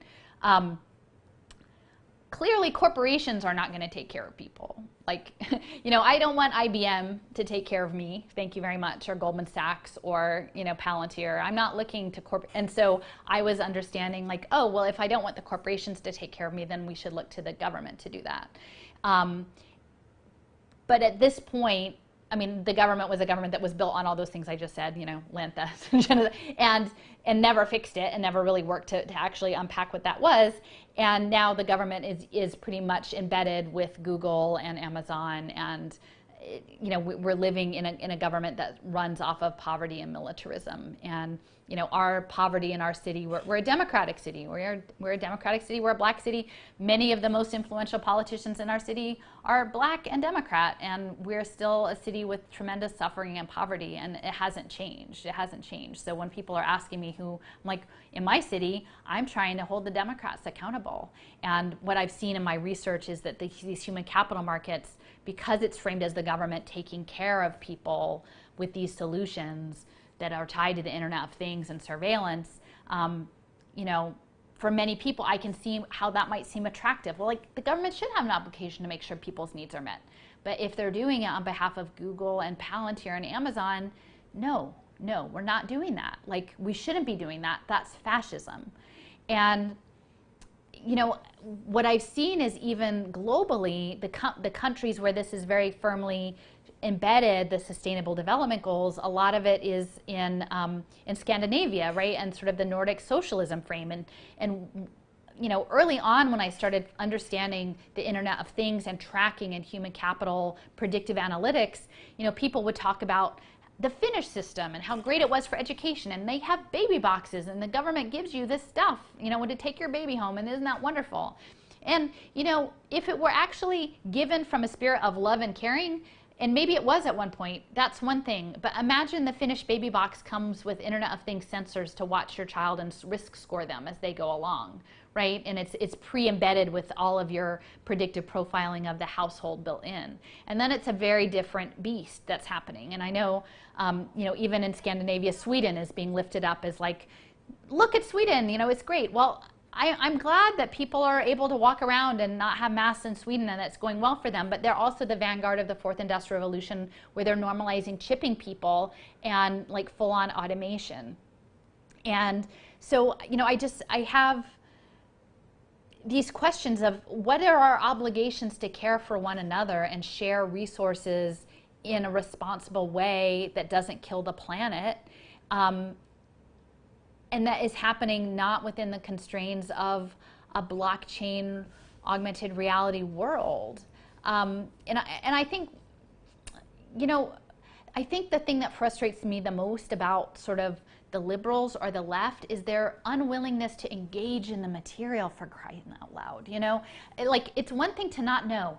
I assume nobody knows this stuff. I would say, you know, I feel bad for my family. I'm probably, like, I talk about this all the time, and I'm maybe like, what, one of like 3% of the people in the world who knows these things. I'm not expecting you to know about it, but if you have a relationship with me and you realize that I'm coming from a place of caring about the world, God damn it, listen to me when I tell you this is happening, and look at it. Try and look at it.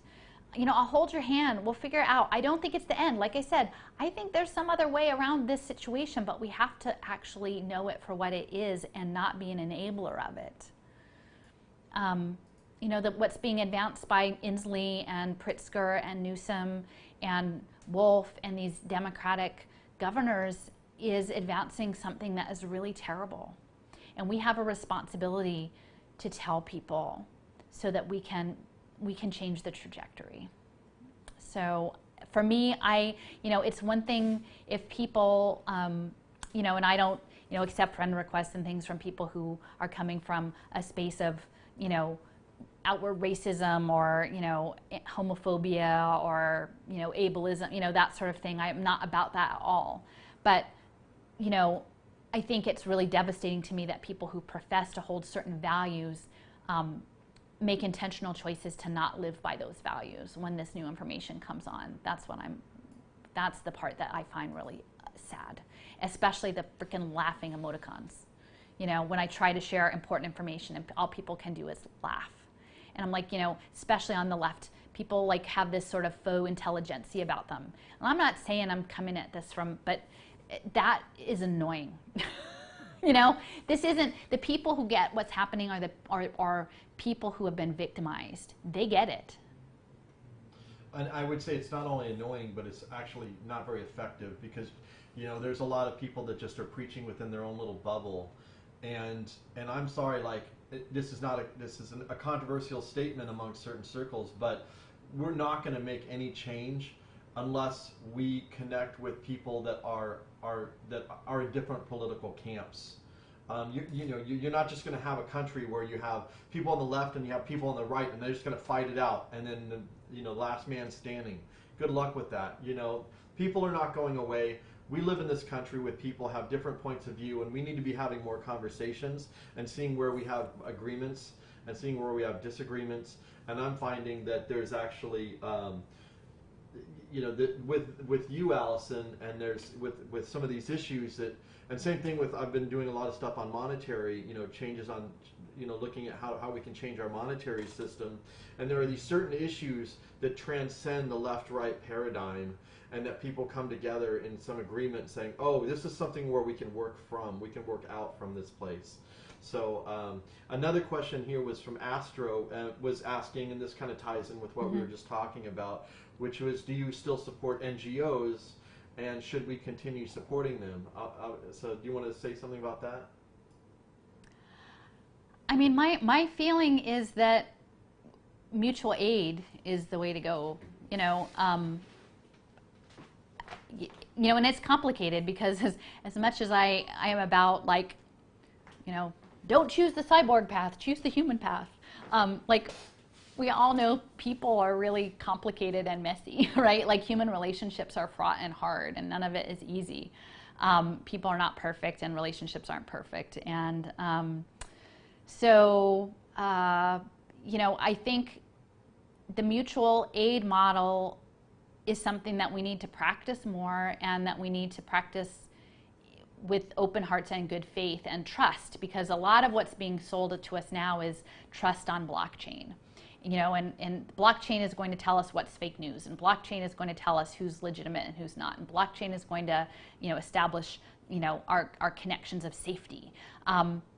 No, it's not. Blockchain is not going to do any of those things. It's just going to reinforce uncertainty about who is trustable. It's not actually going to give us trust. What gives us trust is when we realize that we're all human, and we put ourselves out there in good faith with other people, and then we work, and then we reflect, and we try to do better. I mean, that's what builds trust, and it doesn't happen fast, which is hard, because right now everything that's bearing down feels like it's bearing down with increasing speed.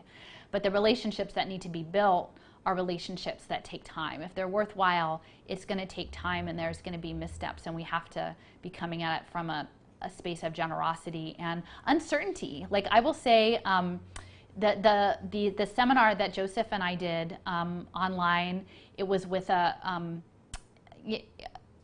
online platform of folks who had sort of come outside the existing higher education construct, and have sort of an alternate platform system. And they had a certain way that they were used to having compensation for people who participated in their seminars. And I said, well, for me, because I want this information to be widely available, I don't need any payment. Like, I'm not here to earn money off of what I do. I'm doing this as really hard work, and because I'm pretty desperately scared about what's happening. I don't want money, but if we made it a pay-as-you-go, like what people are able to pay, and if we split it so that you have what resources to take care of your platform and offer the next seminar, I would like for my resources to go towards a program. I was able to spend a month on Lakota land in South Dakota, and there were people there who were trying to find alternate systems of investment in their efforts around food sovereignty. And I said I would like for my half to go towards that. And we kind of put it to the spirit. We did not know how that would turn out. Like, I had some people were like, will people actually do the right thing? Like, will it happen? Like, will I make $5 on this seminar? Like, what will happen, right? And it turns out, like, even in this economic devastation, and it was one of the highest revenue generating seminars they've had, and the money went to a really good place. And for me, it was no strings attached. I'm like, here you go. I trust you to do whatever you feel is needed with these resources that I'm able to leverage because of the work that I'm doing. And people stepped up, right? Like, people, it was $1,000, and so it was $500, and more, because I keep saying, if people, like, now I've made this available through my blog post, if you can support these people, put $5 towards their seeds and their chicken feed. We can do it outside of the system, but we have to start to model it. It's prefigurative. None of this is going to happen overnight. And I've done work with the Poor People's Economic Human Rights Campaign, and that is all non-NGO money, all crowdsourced money. Money is complicated. Eventually, when we go to cashless, I don't know what money will actually look like. If it's all barter, I know some people are talking about, like, hoarding gold. I don't know, like, if you need food, if you're starving, I don't know what good gold is going to really do you. So really, we have to be building outside of the NGO. I mean, I will say I work in a public garden, right? I have concerns. I'm trying to articulate concerns around holding funders accountable to the real work and towards acknowledging this larger apparatus that we're working in. it's hard. And the thing is, people are all in the machine. I'm not sitting here in judgment of all of us in the machine, right? Whether if you work at an NGO, I'm not here to wag my finger at you and tell you you're a terrible person. What I'm asking you to do is take this information and try to use it to make people aware in your off hours, shape your policies in your organization, question what's happening. If someone asks you to start blockchaining people, talk about it. That's on your conscience. And like for me, I put the information out there, and then it's between like the people and their creator, like what they do with this information. I'm not here to shame people. I think what is really important right now is that we not come from a place of shame and guilt and anger, because I do believe that some of this is frequency and energy systems, and those in power want to keep us in a really degraded state. They want to keep us fearful and angry and frustrated with each other, and they want to stop love and embracing and friendship and comradeship, and they want to remove that from the equation, because that is a much higher vibration, and that is where our power lives. And so please understand that when I say that I think that we should be shifting more towards mutual aid built on trust, even though that's going to be super hard work, I'm not saying that everyone that is working in those systems are damaged or compromised people. Like, we're all doing the best we can, and I'm a mother of a teen, right? I want to build a world where they're going to have some options that they don't have to work for the machine if they don't want to do that, and I would hope they wouldn't. But we have to make it happen. It's not just going to happen on its own. Great. All right. Okay, so next question was tried to share your glossary on Facebook and was censored for violating community standards. We've all had that happen. Well, some of us Wow, have. That's interesting. You know what? Some of it I have to. Okay. Let me finish it real quick. What's your advice on pushing back against censorship and opening space up for conversations on the issues? I think in-person conversation, if you have wouldn't that be radical? I mean, I think that's we're at this point now where being together is a radical act, right? And I think, I think there's a lot going on that's internal work. So I think people need to have some clarity about what their value systems are outside of partisan politics, and have some clarity about that. And I would invite especially folks maybe who are coming from the tech space. I know there's a lot of tension around the liberatory potential of technology. And so I think that's something people have to come to terms with, and get right with yourself, and then connect with other people. And again, my friend Clifford Clifford Gomes on Facebook, he's had some very lovely online conversations around sort of generosity and fear and hope and how to be human in this space. So I think trying to have those conversations from a place of kindness. And I think, tomorrow we're going to do a radical fieldwork trip down to Baltimore to look and sort of engage in some of these spaces of social impact predation and militarism, and sort of do some ceremonial practice together with folks that we only have met online before, and be together in person, and strengthen those connections, and have that space. So I'm really looking forward to that. And I think finding places to be together, not masked, not distanced, to hug other people, and to sort of process some of the collective trauma that we've all had just by being together in a restorative way and having the conversations. I would say, I think from the vibrational aspect, social media can be a pretty toxic place. And I will say, on my personal Facebook page, which is where I spend most of my time, people have come with a pretty generous spirit, and for the most part, I don't find those conversations, even though we're talking about hard stuff, that people aren't engaging from a toxic place. So, but that's not the case for everybody, and I think especially in some places, trolling and shaming and things are not good. So if that's happening to you, just step away from that and get out in the real world. That is my recommendation, and know that you're not alone. We're all connected. but find real people. And it's not easy because, like I said, for as many people as seem to find what I'm saying like of relevance, I'm pretty alone in my real world. I don't have a lot of support where I physically am in this time, and I've lost relationships because I think my inability to package and put on a shelf the things that I know, I can't do that, and it makes people uncomfortable. And I'm not trying to be out there and just to make people feel bad. That isn't my goal at all. I'm just not trying to be out there to make people feel uncomfortable. I'm trying to figure a way out of this. And so I mostly have been putting myself out in these social media spaces, also to make people less fearful and to know you're not alone, because we are all really connected. Call people on the phone. Message somebody that you're connected to on social media and say, like, can I call you? Like, I've had amazing conversations with people who are carrying super heavy burdens that I can't even imagine, who realize that there's something we're supposed to do. If we can see this, those of us who can see this thing, we're here because we're made for these times. Like, we didn't get to pick, but we're here for a reason. So just trust in that. If you can find people where you are, do that. Even if it feels risky, do that. Call people on the phone and just be well and know you're not out there alone.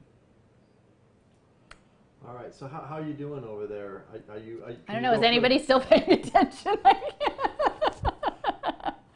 Well, we still have like 100 people with us. Oh, really? Still, so. I mean, if anybody's still listening, do we still have some questions? I want to talk about food. Yeah. So we got a few more things to go into, and yeah, so I just wanted to make sure you were still good. I'm okay. I'll take a drink of water. I'll hydrate. Have some water. My kid always says hydrate or dihydrate. When you're dead on. Right. Also, I wanted to say something to our listeners, and I haven't set it up yet. I've been super, super busy. But I'm from Denver, and I drove all the way out here. Actually, the second time I drove out here, I first heard about Alison, and actually I know Sherry Honkelis, who she's worked with, and as soon as I saw her video, I was like, oh my God, it connected with so many things that I've been already like looking into and thinking about. But it was, I do videos, like this is what I bring is video production. So I drove all the way out here from Denver just to interview her, which many of you have seen that 5-hour interview that we have online that's already been seen by 8,000. It's like getting up at about 8,000 people. Which a few more, just 8,000. Not that it's about the data. But I've been doing this all on my own dime and pretty much been spending my own money. And then I just got out here. My car is having problems, which is in order for me to get home, I'm gonna have to get my car fixed. So I was gonna also ask for donations. If anybody supports this work, I'm doing more. We're going out with Alison again tomorrow. I've got a ton of content that I'm gonna be editing and be putting up in the next couple weeks. So if you support this type of work, I was going to say if you could make a donation to my effort. I have a PayPal, and I'll post the email. It's argusfest@gmail.com, PayPal, me. Anyways, I don't want to belabor it because... No, but I mean, it builds on what we were just talking about, right? I don't know. Like, I was just going to say it builds on what we were talking about, is that... one of the big things is impact media, right? Like all of the media has been incorporated into these verticals, right? And even the ostensible like alternative press is part of these verticals of like essentially brainwashing people into the proper behavior. So if you're an artist, a talented person in film or other things, and you're working outside of that, like nobody's giving you a grant. Like we have to do it for each other. And I would say, for me, and maybe this is my personal bias, but when I see something that, and I appreciate the production quality, like don't get me wrong, like Jason, but like if it's like super slick, I'm like, where's their money? Like that's always my first question, like where's their money? And like I would love for people to see our stuff and say, where's their money? Oh yeah, that's right, it's a mutual aid project. Like we did it together because you value insights that I bring that I can convey from others, and that you value what Jason brings. Because it was pretty crazy to be like, I'm going to pick up and drive halfway across the country to talk to me in my living room because it's important, but clearly, I'm not like, it is giving people a framework to understand what's happening. And so I would really encourage that. And if you can put that on the Facebook threads or in the pin in the comment, because that's how it happens. It happens $1, $5, $20 at a time is how it happens. Right, and this is my second time coming out here, so I've driven all the way out here twice. But that goes to say how important I think this is. You know, once I started seeing some of the pieces that Alison was putting together, as well as others, Corey Morningstar and Whitney Webb, and there's some others that are doing really great work. But I mean, this is it. This is what we need to be focusing on right now. And it wasn't even a thought. I was like, I'm driving out there and I'm going to do this because I have the knowledge of how to put this somewhat knowledge. My technical skills, you know, you might criticize whatever, but I have the gear and everything, so I can come out and make something that looks nice. Better than a phone video. It's better than a phone video, yeah, for sure. But I definitely appreciate you, Alison, and all of you for listening in. So let's take another question. The Can Man Can since 1990 said, do you know anything about the vaccines that were used on the entire Chinese military personnel? Apparently they had no efficacy whatsoever. I'm going to give you two questions from the same person. So that was the first question. Okay. And the second question was, do you believe in Thomas Hobbes' social contract? So do you want to take those? Oh. Gosh, those are tricky. So I don't know about the Chinese military vaccination program. I mean, I would say my sense from what is happening is I'm starting to sort of call them injections instead of vaccines, because it seems very unlikely that any of these things that are being injected into us are actually going to prevent the illnesses that they're talking about, and are more about sort of bioengineering individuals and the biosensor technology, the mRNA work. And I feel really silly. Jason, can you fill me in on the social contract? Like, I don't know that social contract. Oh, okay.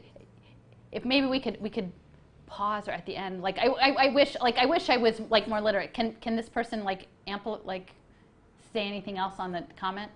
Yeah, just a short version. So the Can Man Can since 1990.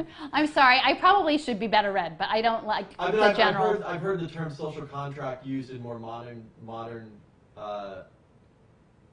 references, but I don't actually know the original Thomas Hobbes. Do you have anything you want me to know, stop and here? I'll try to look it up. All right, I respect. And if you want to chime in too, but let's come back to that. Oh, okay, wait a minute. Okay, so here I'm just, from great philosophers, I should probably know this off. The condition in which people give up some individual liberty in exchange for some common security is the social contract. Okay, so that's within like the whole herd immunity and all of, or versus vaccines and all of that. So Hobbes defines contract as the mutual transferring of right. In the state of nature, everyone has the right to everything. There are no limits to the right of natural liberty. Okay. So we have I guess this also goes back to sort of the natural law, natural citizens. I think for me, the framing is, again, I think that technocracy is sort of a direct extension of sort of this Western scientism, Francis Bacon, like prescriptive management of society that's coming out of a certain Eurocentric way of thinking that I'm increasingly disenchanted with. And I think maybe that's where I have certain like fallouts on the left, because I think a lot of people are still sort of steeped in Marxist analysis, which has, there's definitely like aspects of that are helpful of understanding the operation of this machine, but I don't think the answer is in that per se. Certainly we live as a collective, right? And I think it's really important, if you look at sort of more indigenous worldviews or cultures that are centered on land and like larger cosmologies, that it's not, in the West, a lot of times, and a lot of this is framed as, pocentric, that it's about the people.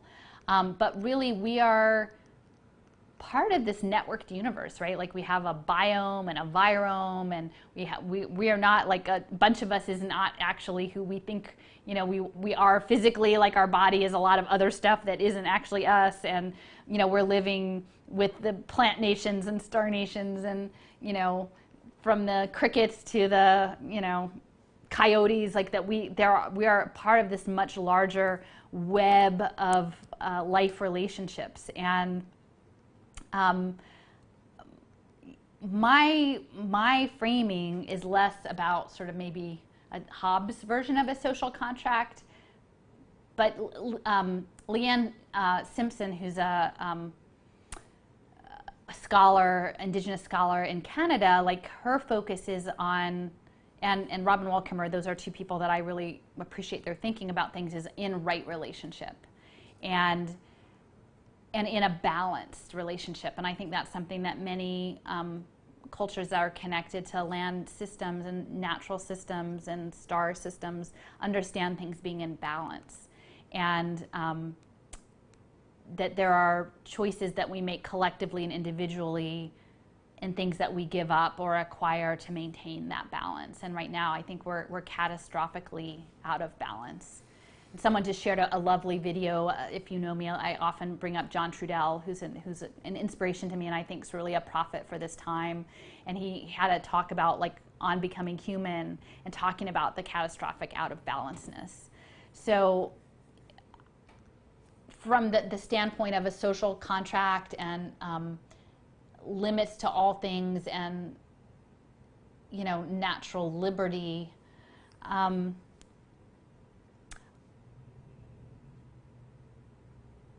you know, I have some issues with that we're our own autonomous things, that we have the right to everything and all liberties, because clearly we're in that web. I guess the question I would have is that as autonomous individuals, that is our charge and our responsibility to make decisions about how we live and exist in the world, that is in a way to either to attempt to restore balance. That those of us who are more attuned to what's happening, that we attempt to live in a way that restores balance. But a balance that is based in natural law, like law of a larger cosmological law of those right relationships, and not based in a balance of, like, tyrannical global financial rules. You know, I'm sure the technocrats would have a certain way of how they would perceive a social contract and your participation in their structures.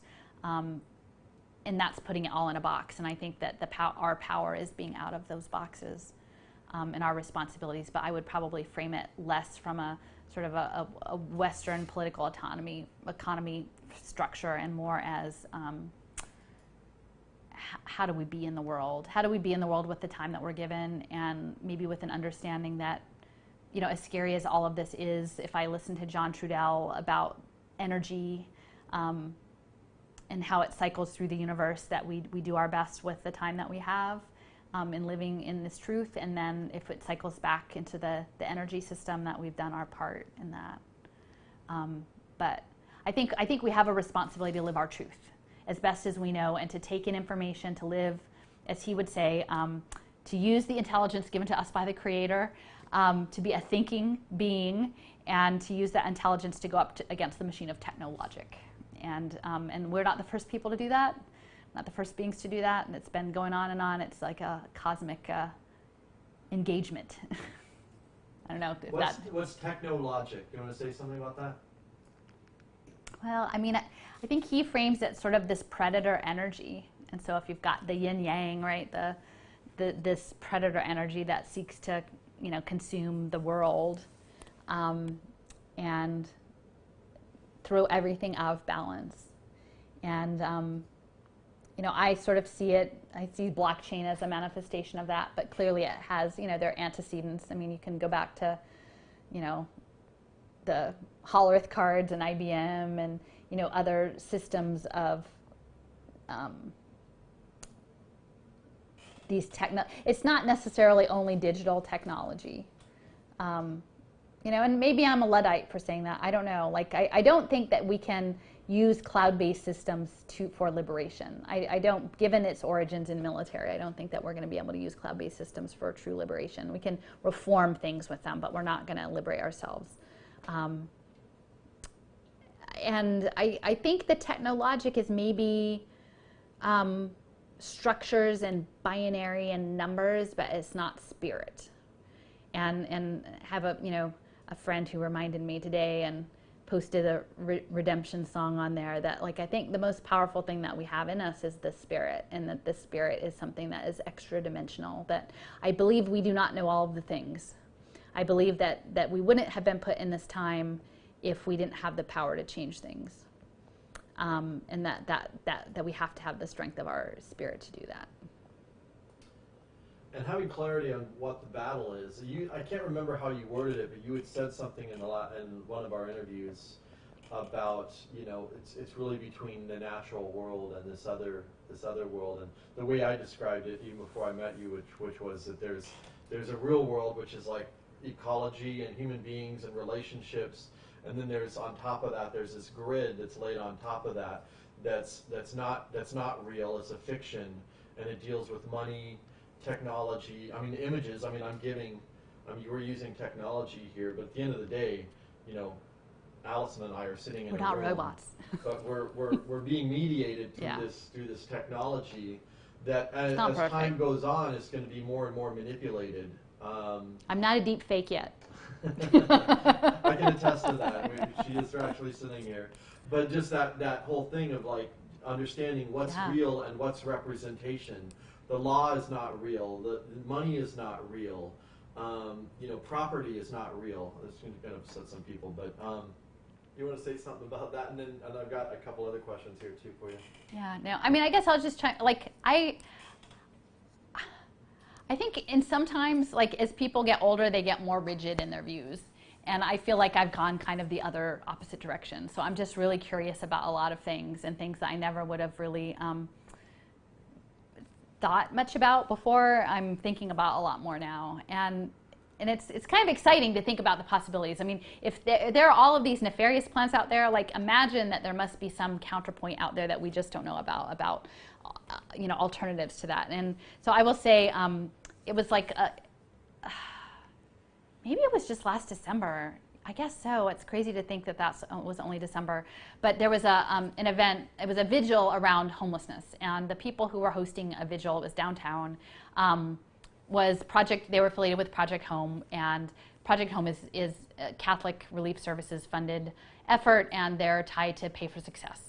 And so I went to this vigil with a little leaflet to try to hand out and let people know that there's this other sort of information that they needed to start thinking about around issues of housing access and what it would mean for financializing people. So it was a cold night. And there was an activist who was a really good guy and has done a ton on his own in terms of really directly intervening and feeding people and taking care of housing insecure people. And he wanted to stage a vigil on the south side of City Hall, which is on this sort of the end of the parkway, and this sort of powerful energy line system, the Ben Franklin Parkway, actually, like, ley line, which I didn't know at the time. And under this Octavius Cato statue, and Octavius Cato was a early 19th century black activist who was murdered for advocating for the right for black people to vote. So we were going to have this vigil. It was a super cold night, and at some point I was waiting with everything had cleared out, and there was an individual, and we were just kind of keeping an eye on this person's bike, and this person struck up a conversation, and they were like, I'm Nanticoke, which is a Delaware tribe, and I think maybe you're a time traveler. And it's funny, and I'm just saying this and I was like, yeah, right. He's like, no, I think, like, maybe you stop time or and I'm like, and that seems like such a strange, out of the way statement for me. But the more things go, I'm like, who knows what those other dimensions are? And I'm sure, like, there may be some people out there who's like, yeah, she's totally loopy. But, like, there are synchronicities. Like, I don't know this person. I had never met him before, never found him. He's telling me about this whole world of how he experienced the world that was something I was totally unfamiliar with. And who am I to discount that understanding. I do not know all the things, and I'm staying here like I am no authority. I am someone who is aggregating and sifting constantly information to come to a better and clearer analysis. But I can't even remember exactly but there are things that we cannot know, and I think that there are maybe things out there that are powerful beyond our ability to know them at this point, and that we keep walking the path, not the one that a social worker has put us on, but our own path, and that the way will open up. That's interesting. I actually have something to say on that myself. So in terms of building relationships and building communities of resistance that aren't necessarily just exclusively focused on, oh, everybody has to agree on everything, and we're only going to come together is if we agree on every single thing. And I realize I consider myself atheist, although I think that there's a mystery about the world and life, and there's just I don't know is kind of my religion, is I don't know when it comes to that kind of stuff. There's stuff that I feel intuitively that I can't explain, but I don't have an answer to it. But I used to, for a time I would show a documentary about atheism to make intellectual arguments about why religion is bad, and there's a lot of arguments that I can make that I would agree with. But I also realized that, at the end of the day, I realized that there's a lot of people that are religious that actually share a lot of my same values. And I realized that really, I'm not really interested in fighting them. I can say, yeah, I disagree that this God person that you believe in or whatever. There's a multitude of different belief systems out there. But being able to dig deeper and say, well, where is this coming from? Where are these, what's really driving this person? And I realize that I have a lot of allies that are atheists, that are Muslim, that are Christian, that are Wiccan or whatever. And I realize that that's just a container, and that's not really what it is. And so, getting at the real and the representation, I think that a lot of religion and a lot of beliefs are kind of like containers. They're representations, but if you dig deeper beneath the surface, there's something else there. Within that person, there are other values, and there are other, parts of that person that don't come out when you're just looking at them based on this label. And I think that happens a lot with the politics as well. You're an evil Democrat, which I'm guilty as hell of, because I'm just so sick of the Democrats.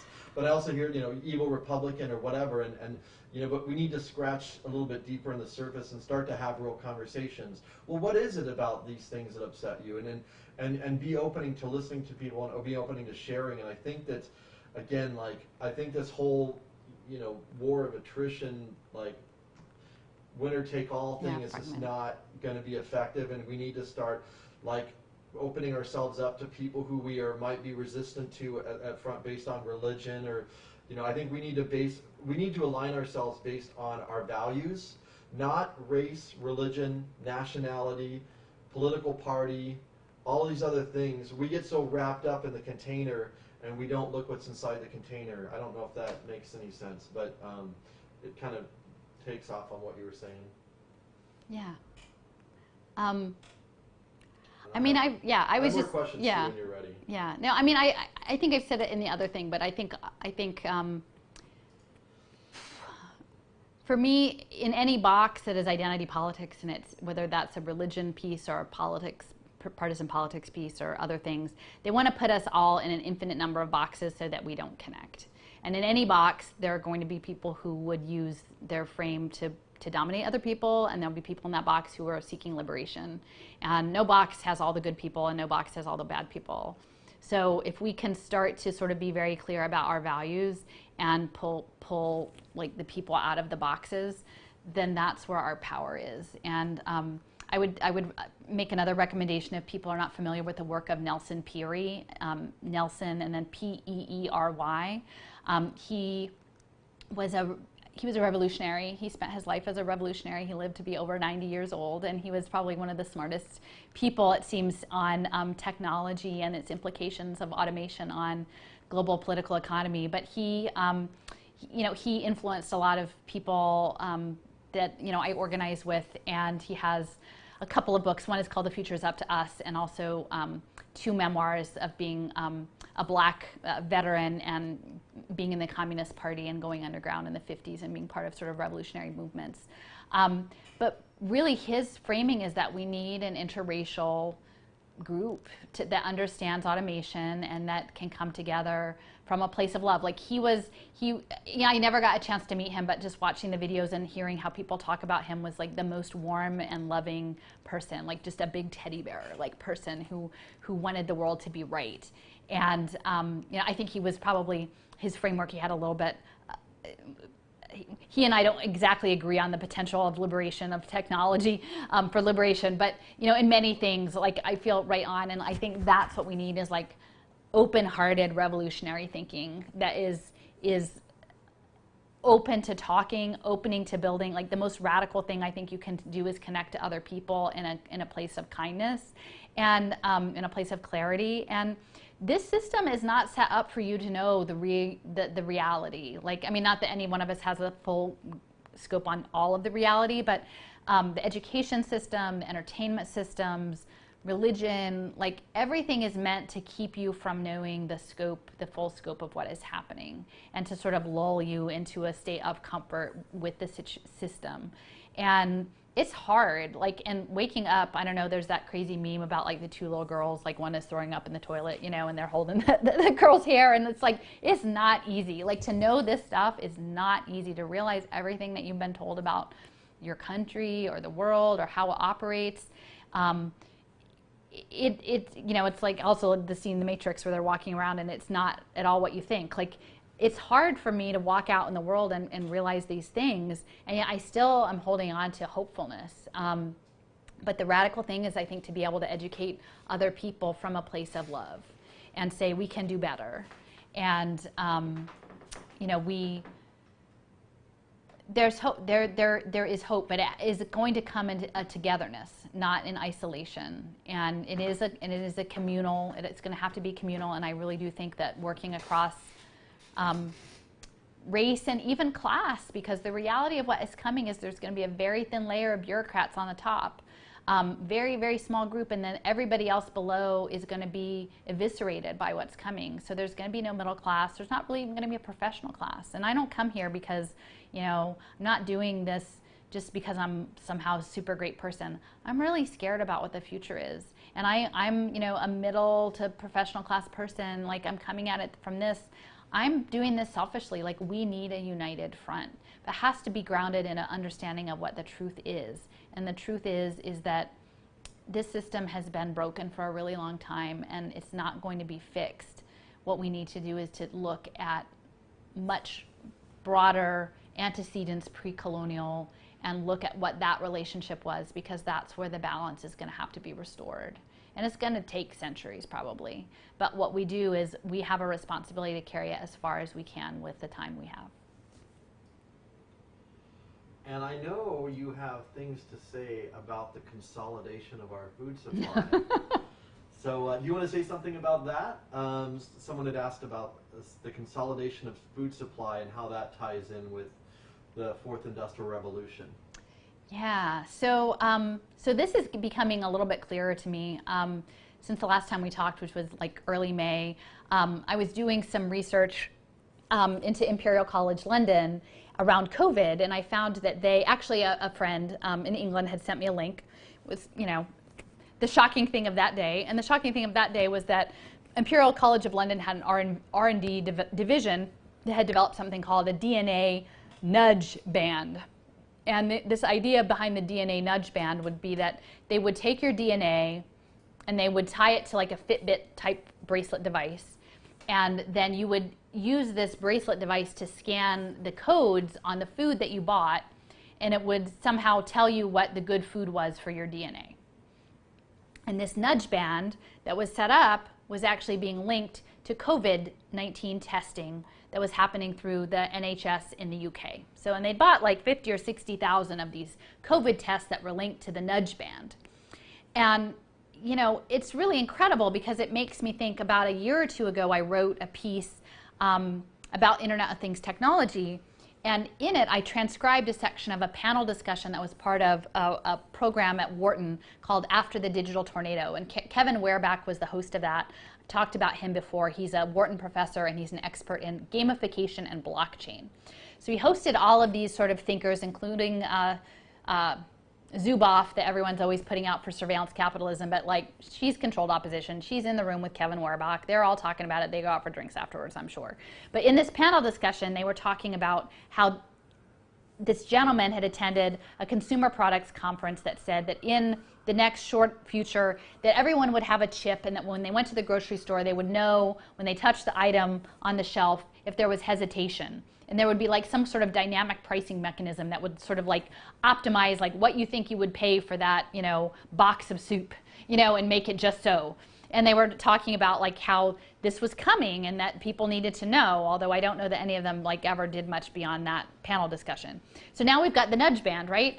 And now that we know, and I had mentioned it previously, that the state of Illinois has a blockchain task force where they were theorizing putting food stamps, or SNAP, on blockchain and coding digital nudges so that you would buy the apple instead of the hamburger. And that if you bought the apple, the right food, it would give you an incentive payment into your digital debit account.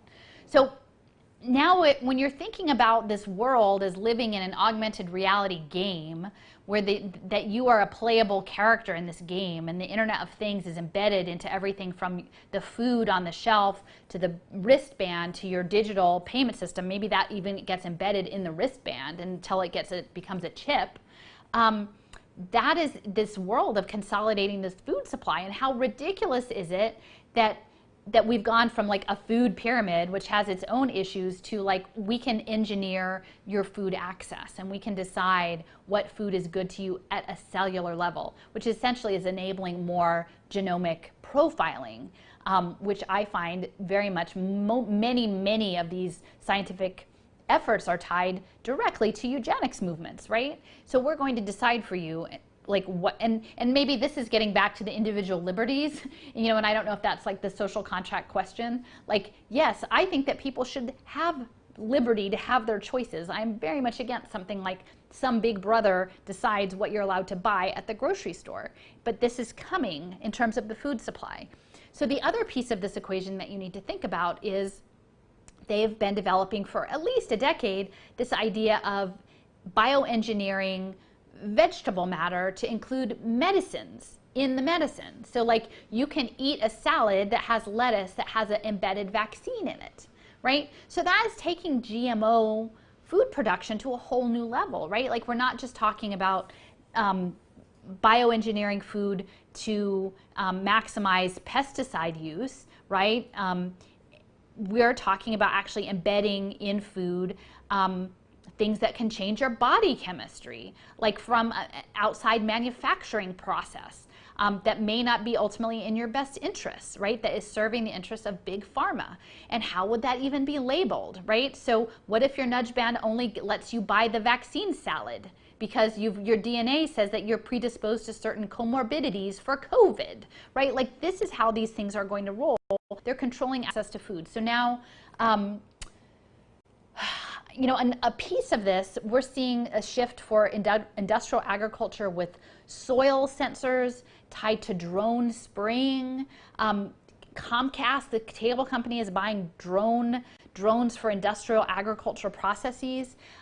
My concern with the 5G in the EMF radiation is if we're killing the microbial little critters that make the soil function and the pollinators, that essentially we're going to be shifting to a warehouse-based food supply system, and that we're seeing the shift towards lab-grown meats, right? And Gates is involved in all of these things. He's involved in the GMO seeds, he's involved in the lab-grown meat, he's involved in the digital currency, he's involved in the vaccine tracking, he's involved in the global for-profit prison complex. He's involved in the digital identification, all of these things, controlling all of your bodily functions. He'll probably be involved in the Internet of Things toilets, you know, so he's got the full spectrum. So that is what we're seeing, is that if they kill the ability of the earth to people to independently grow food on land, we're dealing with some real concerns. And when I was looking at human capital markets, is the players in the human capital badging programs involved like Walmart and McDonald's, right? So these were the players who were coming out ahead in the consolidation of these supply chains, and they're very much connected to supply chain tracking on blockchain technologies. And they're talking about embedding nanotech in food containers, but also creating edible versions of nanotech that would be in your food and tracking. And if you start to think about in this crazy virtualization, if they want to track your food consumption against your compliance, your economic productivity output, they could essentially systems engineer all of these things across impact markets. And one of the things I've learned a lot about, or I'm starting to learn more about, is through COVID, is this use of what's now called geoengineering. But for years and years, people have been looking at the use of chemical engineering and chemtrails through aerosolized spraying of the earth and of the forest and of the soil that has been happening for years and years and years. And only now, I think last fall, they're owning up to it and they're calling it geoengineering for climate protection purposes. But Gates is behind that as well.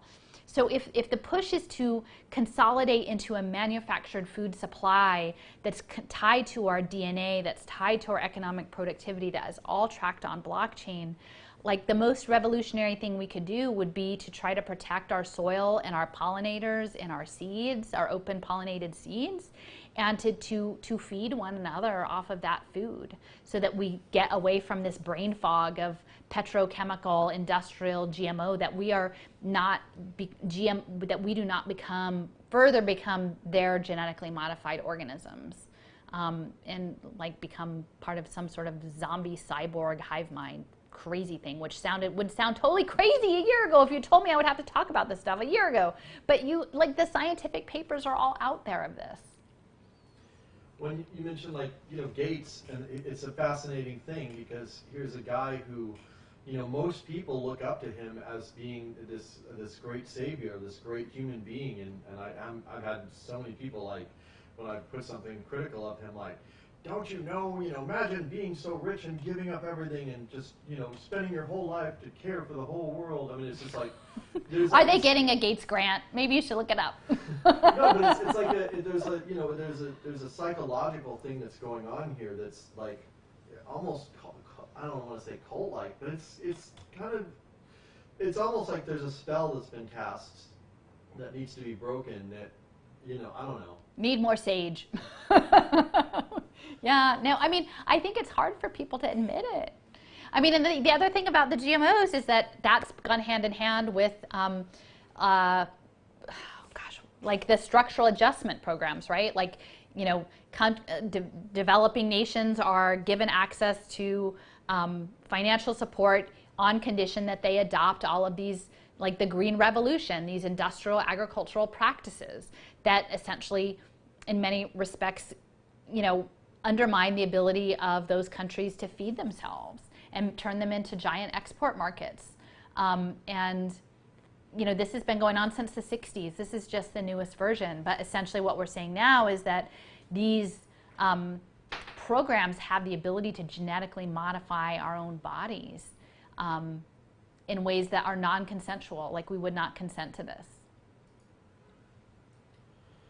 Okay, so Luke, by the way, Luke, you made a donation. I got that. Thank you very much. I really appreciate it. So Luke's question, has Alison ever found herself in a rich, quote, civil conversation, or that was in parentheses, or debate with a true believer tech utopian? Would she be open to having a conversation like that on a live broadcast setting like this, with someone who really believes that this is actually a good thing and going to make the world a better place? I thought you were going to set that up, Jason. I didn't really set it up. No. I didn't really set it up. I'm sorry. No. I don't know how to set it up. I'm just reading the question. But yeah. Well, I actually want to set that up because, ironically, I'm working in that space. And yeah. There's a lot of people that I work with that actually do believe that this is a good thing, and they're well, actually Joseph knows all about blockchain, but he gets it. Like, he was the one person who totally gets it. I haven't had a tech conversation. I mean, I will say I've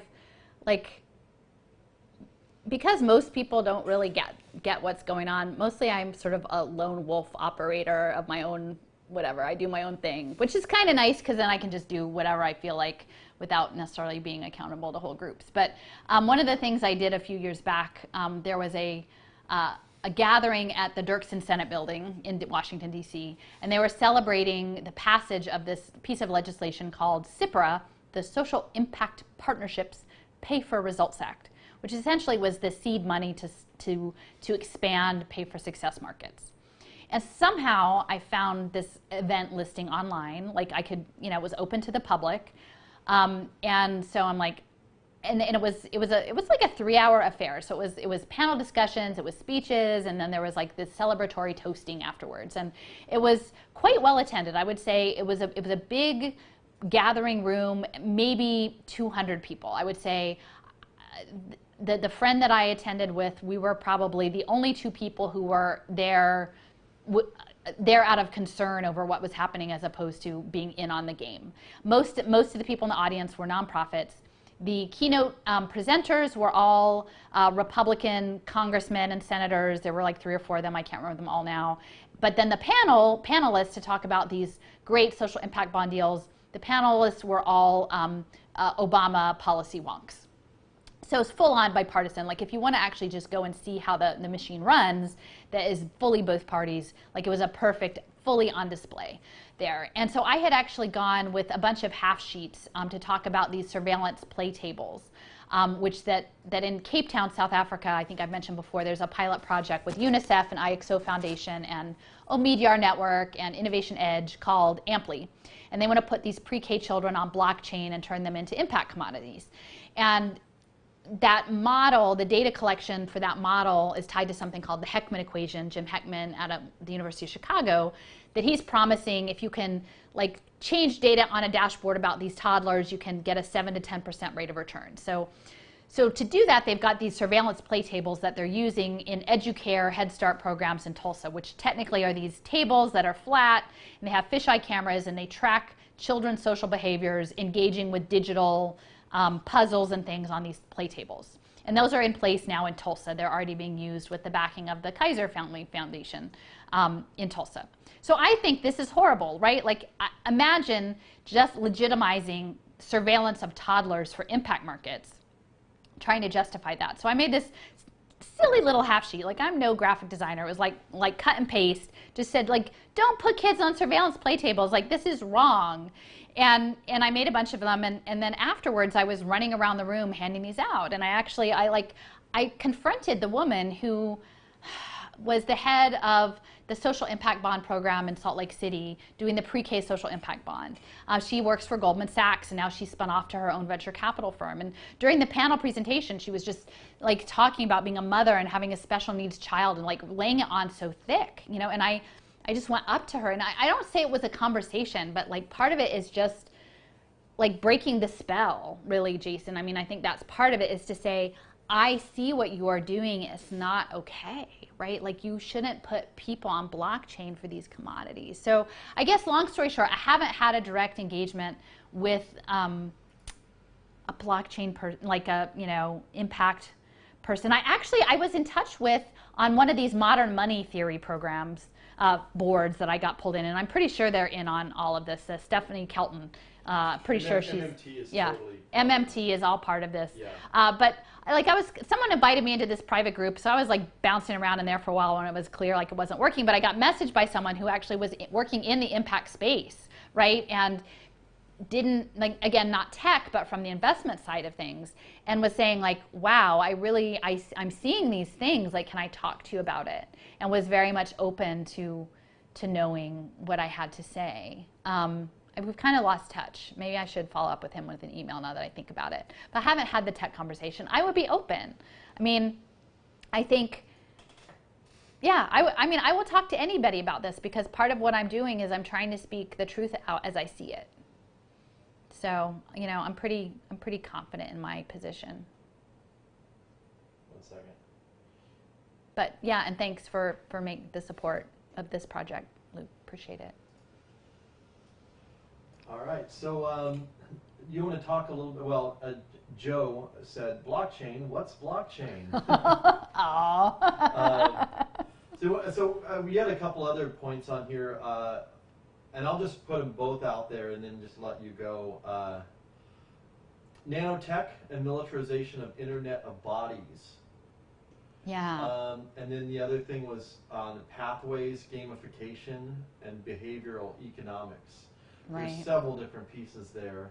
So I keep not looking at the camera, but Sorry. that's me. Go ahead.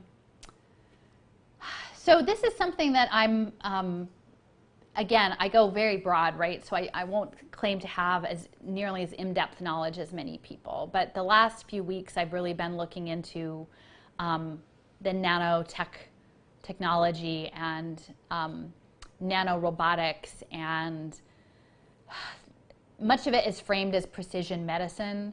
But this idea that I think that's being laid out in COVID, that somehow our bodies are inherently biohazards, right? And we might not realize and fully appreciate that we're so dangerous living in a human body, but that our very act of living in a human body makes us a potential threat, especially children, right? You know, like that's what's so horrible about all this conversation that's happening about school is this, you can't see it, but you are a potential threat of your body and how it functions. And that's all part of this framing narrative that's part of this sort of psychological operation that we're living through right now, is to make us fearful of our bodies, and that we need intervention, and that the interventions, I mean, if you think about big pharma and the push to like medicalize large segments of the population through chronic illness, like to make us sick through bad access to bad food, and then to manage that sickness through various medications that enrich big pharmaceutical companies and their complicity in the heroin crisis and all of that. Like, these are not good faith actors. And so, but there's only so much that can be done from a big pharma standpoint, and again, not just your body health, but your mental health, right? And the psychiatry that goes along with it, like of living in just a fundamentally broken world where we feel out of control, or we're made to feel out of control. There's a huge industrial complex, as we all know, around these pharmaceuticals, and we're seeing now an increase into the use of digital pharmaceuticals in video games now. That the company Achille has a pediatric ADHD video game program by prescription. So increasingly, we're going to be managed into these new digital mental health markets. Especially if we're dissidents, if we're dissenting against this program, we're going to be put on rigid VR protocols probably to make us think properly.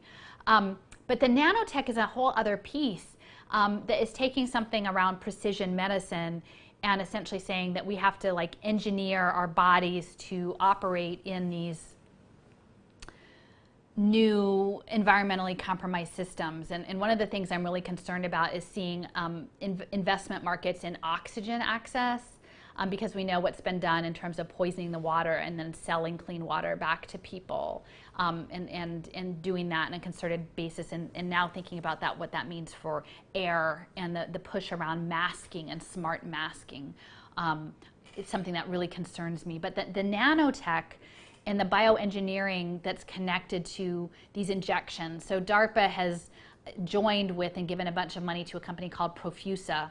And they started giving them money several years ago, but recently talked about developing a biosensor that is injectable nanotechnology that tracks your oxygen level. And that would be an indication of sort of a pre-sickness, is that if your oxygen level drops, that this nanotech and the Internet of Bodies, sort of our resonance with these manufactured electrical systems that are out of sync with the natural electrical grid, but more vibing to these artificial 5G and 6G systems and the satellites that we're being pulled away from our natural energy systems and pushed into these manufactured militarized systems.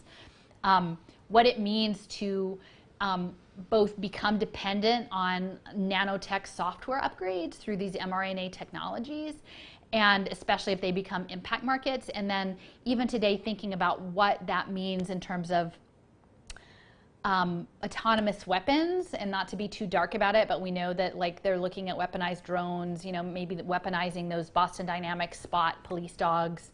You know, I'm sure they have heat mapping, but if you have oxygen sensors that are embedded and integral into your tissues, that is sort of a measure of your vitality. So if you know, they're using predictive analytics to anticipate unrest tied to these rollouts of these really sort of barbarous protocols, that embedded within our bodies would be devices at a nanoscale that would be interfacing with electrical systems that we have no control over and tied into weapon systems. So again, thinking about, you know, them talking about using macro eyes to track children in Africa around their injection compliance, but also thinking about militarized policing.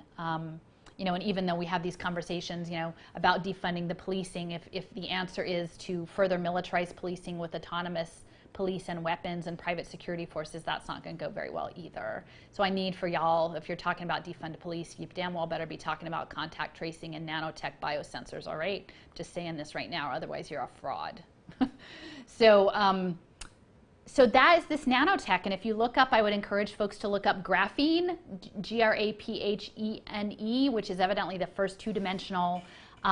It's hexagonal, and it's integral in this nanotechnology delivery system, and the apparatus self-assembles inside of you, and the use of these hydrogel technologies, which there are individuals who know far more about this, but essentially that our life force will become this apparatus for this artificial, not just exoskeletons, like you hear about DARPA developing sort of exoskeletons for super soldiers, but like from the inside out, that we're going to be somehow remade and resonating with artificial energy systems that are foundationally militaristic. And it's something that, you know, I think when all of these people who are trying to shame people who are questioning the injections or the vaccines, they're not paying attention to this. They're not. And they won't look at it. A lot of them won't look at it. But this is the reality. Once these sensors and this nanotech is embedded in your body, you can't get it out. So that was nanotech. Oh, and the other was the gamification. And I think essentially I've touched... And behavioral economics. And the behavioral economics. We touched a little bit on that. Yeah. So, you know, I've touched on it sort of throughout this talk, but this idea that we're living in an augmented reality world, that we have sensors in our bodies that are interfacing with networked sensors that are embedded in the built environment, and that we're being tracked in this way, that it's going to start out with your phone or your iPad, and then it'll be your wearable nanotech clothing, and then it'll maybe be the neural link that's stuck in your brain cavity, and like we're just getting meshed into the Borg as these playable characters. But these impact markets, which really is all coming around to human capital, using humans as both data batteries for these markets, and possibly piezoelectric energy harvest, which I'll talk about later. But for actually farming us for our energy and farming us for our data to run these impact markets, is that essentially to play the game they need to put you on a pathway, and the pathway is sort of the game board. And there's a short video called Meet Kathy. It's a health system based in Washington, like your community care coordinator. So you're going to be put on the pathway, and that's your game plan, and that you're supposed to do these tasks that your social worker or your educator or your healthcare provider provides for you, and that through the wearable technology or through how you're interfacing with devices, you check off these task lists, and that essentially global finance is betting on that you will or will not complete the tasks as assigned. And so these tasks and these digital nudges that will come along the pathways are part of what's called behavioral economics, which is you know, essentially this economic system of nudges and compliance that's been popularized by Richard Thaler and Cass Sunstein. They've gotten, you know, Nobel Prizes, and there's in the UK there's something called the Behavioral Insights, BIT. They call it the Nudge Unit. It's BIT, the Nudge Unit, in the UK. Michael Bloomberg brought the Nudge Unit to the United States and created an office in New York City, and there's a lab at Harvard, and it's tied in with the What Works Cities and the impact investing. So that's the game, is understanding that these economists have set up this system of behavioral compliance that is the game, that we are meant to comply in the game. They will frame it in these progressive terms as digital equity and sustainability and all of these nice candy-coated things that is really just about techno-fascism. And we have to get out of their game. We're never going to win a DARPA's game. We've got to get out of that game. So we're looking for the trap door into the other quantum dimension. And I would just maybe, I guess if we sort of, I don't know if anybody else has questions, but if we're winding down, like I want to emphasize a book that resonates with me a lot. It's a children's book. It's called A Wrinkle in Time. And it was written a long time ago, back in the 70s. I think I read it as a kid in the 70s. Madeline L'Engle. And it's about math and physics and quantum computing and love and relationships. And I think it speaks a lot to this time.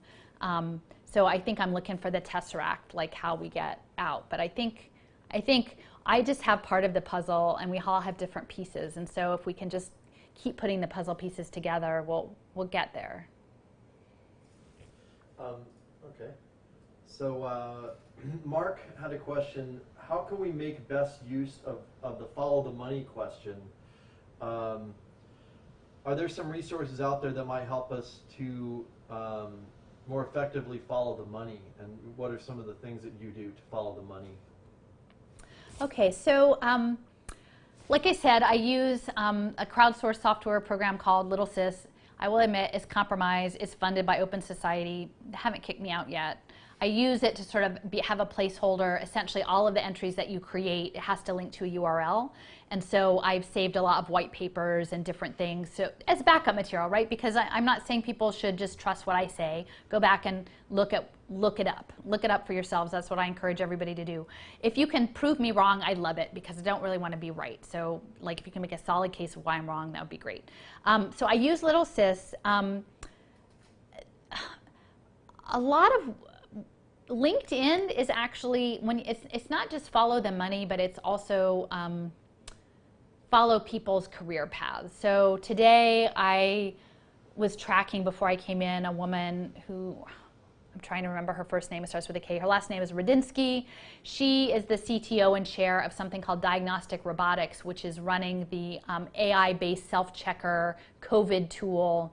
That company is based in Israel, and it's part of this sort of Israeli-Rhode Island partnership around COVID and biotech expansion. And I believe is very much part of this sort of biotech police state apparatus that's coming in. So, I would encourage you, like her LinkedIn profile is very useful to me because it talks about her connection to the Israeli Defense Forces and her training, and then it talks about working at Microsoft, and then it talks about working at eBay, which I would say, and I haven't made it clear before, and I apologize, but this is highly racialized. All of these systems are based, the human capital system is based in chattel slavery and the complicity of liberal northern financiers in that chattel slavery process. So this is highly racialized. So eBay and auctions and price prediction is important. She was part of the Israeli Securities Authority, like the markets. She worked for HSBC Bank on their board. So you can look at someone's trajectory and see the way in which the pieces come together around state surveillance, around predictive analytics, around financial apparatus, around behavioral biometrics. You can see the trajectory. So what I usually do is, people feed me information. I'm here as a node connector because, I don't know all of these things. People that I care about, and to the extent I'm able to process them right now, it is like navigating a tsunami. It's just so much. I can't do all of the things, but I'll start peeling back. Who are the people? There's a news story, diagnostic robotics. Okay, who are those people? Where did they come from? What conferences did they go to? What boards are they on? You could spend a lifetime just looking at the Gates grants. I mean, I spent years looking at Gates grants just for education. I never really looked at their global health initiatives. I mean, I could probably spend 3 lifetimes looking at their global health initiatives. So for me, the Little Sis stuff helps me create sort of an interactive bibliography through these mapping systems that's sort of like just a mental map that I can then share with other people. So that's how I do it. Is usually I get a thing that I'm curious about or that seems problematic, whether it is a person. The other piece that I've been doing today is like follow, and it's not just money, but like influencers. Israel and Rhode Island, I signed up for an online webinar, which I didn't actually attend, but they usually always send you the link to a webinar about Rhode Island working with Israel on the Reopen program and all sorts of other things. And I thought, well, that's something, like, because I do believe that Gaza is the model open air prison, like that is something to pay attention to. And the fact that Israel is running a public health program in a small state that's also been set up as the personalized learning state for ed tech is significant. So I have essentially just been listening to the whole webinar, which is about 45 minutes. I've spent 3 days. Who are all of the people who attended that webinar? What organizations are they affiliated with? What are their LinkedIns? I have keywords around COVID, around social impact investing, around biotech, around DNA profiling, and I've linked it all together. And I'm making a map so that I can keep it in my head straight, that it's not just like I watched the webinar and boop, it just went out somewhere, and I have vague senses that I knew something about an Israel, Rhode Island webinar, that I've actually logged it, but it's very systematic and it takes a ton of time. It's very exhausting, but I would say if there are people, knowing that it's compromised, this platform is compromised, but if you can try to teach yourself a little bit on Little Sis and add to it, the homework assignment I put out for people is there's something called the Commons Project. The Commons Project. I think the Commons Project is a central player in the rise of the biosecurity human capital state. It was created in mid-2019. It kind of went dark, and it came online in a big way in July, where they had their global board. Their global board of advisors is over 60 people, and again, it is global. It's all around the world with very key players in M-Health, mobile health, biotech space. And it's backed by Rockefeller Foundation, and Rockefeller is all about the human capital markets. I need to get those 60 people into Little Sis so I can better understand where they're coming from. I've entered about 10. It takes a lot of time. But every single little LinkedIn profile tells a story. It tells a story about Bangladesh and ID 2020. It tells a story about individuals who are tied in with, like, the state of Virginia public health systems. Every LinkedIn profile tells a part of the story. And that's just how I do it. I'm not saying it's the best way to do it, but that's sort of my practice. All right, so Barbara on YouTube says, my brain crashed 10 minutes ago. We feel you, Barbara. So a lot of this is kind of new to a lot of people because the mainstream media doesn't talk about this, and quite frankly, the progressive media doesn't talk about this. And it's so important, though. All I would say is, even though it's like maybe a lot of new information, a lot of terms you're probably not familiar with, stick with it. And actually, if you want to know what the future, where we're headed, and maybe be able to head it off a little bit, you really need to understand the work that Alison is doing, and there's a few others as well. It's really a small community of people that are looking at this right now. I never wanted to do this. So, yeah. And I hear you. It's hard. But I would say, like give yourself some space. And it's like learning a new language, really. And I will say, like, I've had, I think somebody mentioned it was hard to share the glossary. I've tried to make glossary because a lot of this in my, a friend who's been teaching me things, like, was talking about natural language processing, is that they weaponize language. And this also translates into both the psychology of how the global intelligence apparatus is running this sort of gaming simulation to condition us to what's coming, but also it's almost like spell casting. And I think that's what's really interesting is actually this woman, Rudinsky, with diagnostic robotics. In the beginning of LinkedIn, some people write a nice chunky paragraph on that sort of explains their deal. And on hers, she actually said something about like the science of magic or magic science. She actually put those words magic science together in her LinkedIn profile, which to me sort of was signaling, because like I think that there is something, I'm not trying to be like dismissive, like I didn't know any of these things about energy or other things or spell casting, but like I think people in power know that there are these other systems that they're using, and whether you want to call it semiotics or behavioral engineering through language, or you want to call it a spell, that is all in play right now. That is all in play.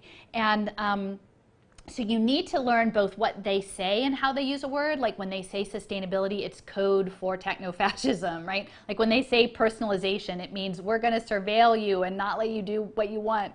And I try to do these glossaries, but it's a steep learning curve. Like because yeah, it's steep, but I believe in us. Like I totally believe in us because we're good people. Like we can do it. We can. And you're not alone. And you don't need to be special to do this. I just want to make this very clear. Like, I am just a regular person. Like, I have no qualifications to do this. My background is art history, right? And landscapes. That's what I do. I am not trained. I do not have any degrees in blockchain or coding or physics or behavioral economics. I do not know any of those things, but I know enough as a mom, and that's the thing. And I'm not saying this like in a sexist way, but the people who stood with me from the beginning were other moms.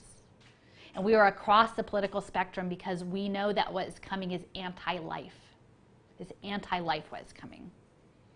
And it has been for many people for a long time. I'm not pretending that this is new to the scene. These systems have been in place for a very long time, and they have been targeting specifically, I think, Black women and Indigenous women for a very long time because they are a powerful threat to what is coming. So we need to figure this out. We need to do it together. So I think we'll just take one more question from Jason. Hi, I'm Jason.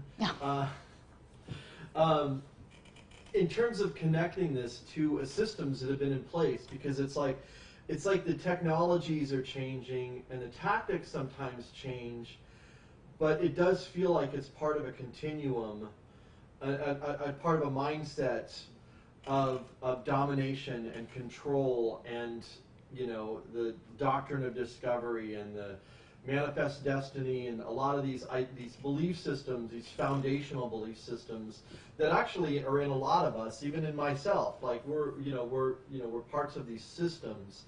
And you want to talk a little, you want to kind of finish off on talking about this in a more historical context in terms of connecting it to other resistances in the past, and even though it's new technology, and but there's a precedence here.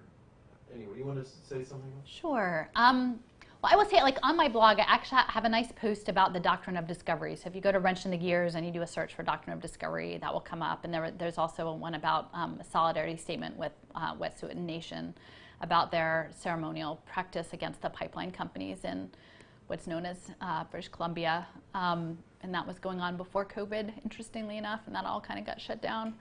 I'm sure they're still resisting, but the public aspect of it is you don't hear so much about that. I'm sure it goes back further than that, but at least in terms of understanding, the blockchain is this digital ledger. It's a ledger system, and I think it's important to understand that double entry bookkeeping accounting was something that was probably taken from African nations, but like was popularized within Western Europe around the same time as the maritime trade, and a lot of that trade was a trade of human bodies of Black people in chattel slavery and who were taken to the New World for purposes of extracting value out of their bodies. And that was done in large part from a religious position, this papal bull that says, if you're not Christian, that we can come in and we can take your bodies and your lands and your resources because you don't count. And so I think at least back that far, this justification has been tied to a dominating mentality and systems of financial tracking across time and space. That now blockchain is just the newest version of those accounting ledgers, and that. I do believe that in many respects, the capital that is being channeled is not just corporate capital, but it is also money that is being held by faith-based institutions across the world. And so a lot of what I'm trying to say is that, we should not let faith communities put other people on blockchain. We should learn that lesson, and we should stop that. And if what I need to do is tell other, white people and nice Unitarians not to put people on blockchain with their ESG, socially responsible investments, that's what I'm doing. That's what I'm going to try to do.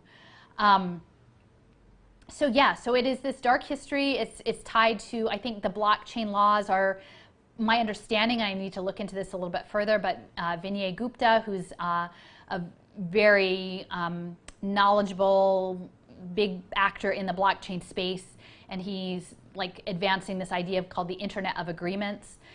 He has said that the blockchain law is embedded, like the center of blockchain legal apparatus is in London, because that's the center of the Admiralty law apparatus. And I do think this is another area that I'm learning more about Admiralty law versus natural law, and the role in which like the central banking systems are layered into that, and your natural person versus your corporatized person.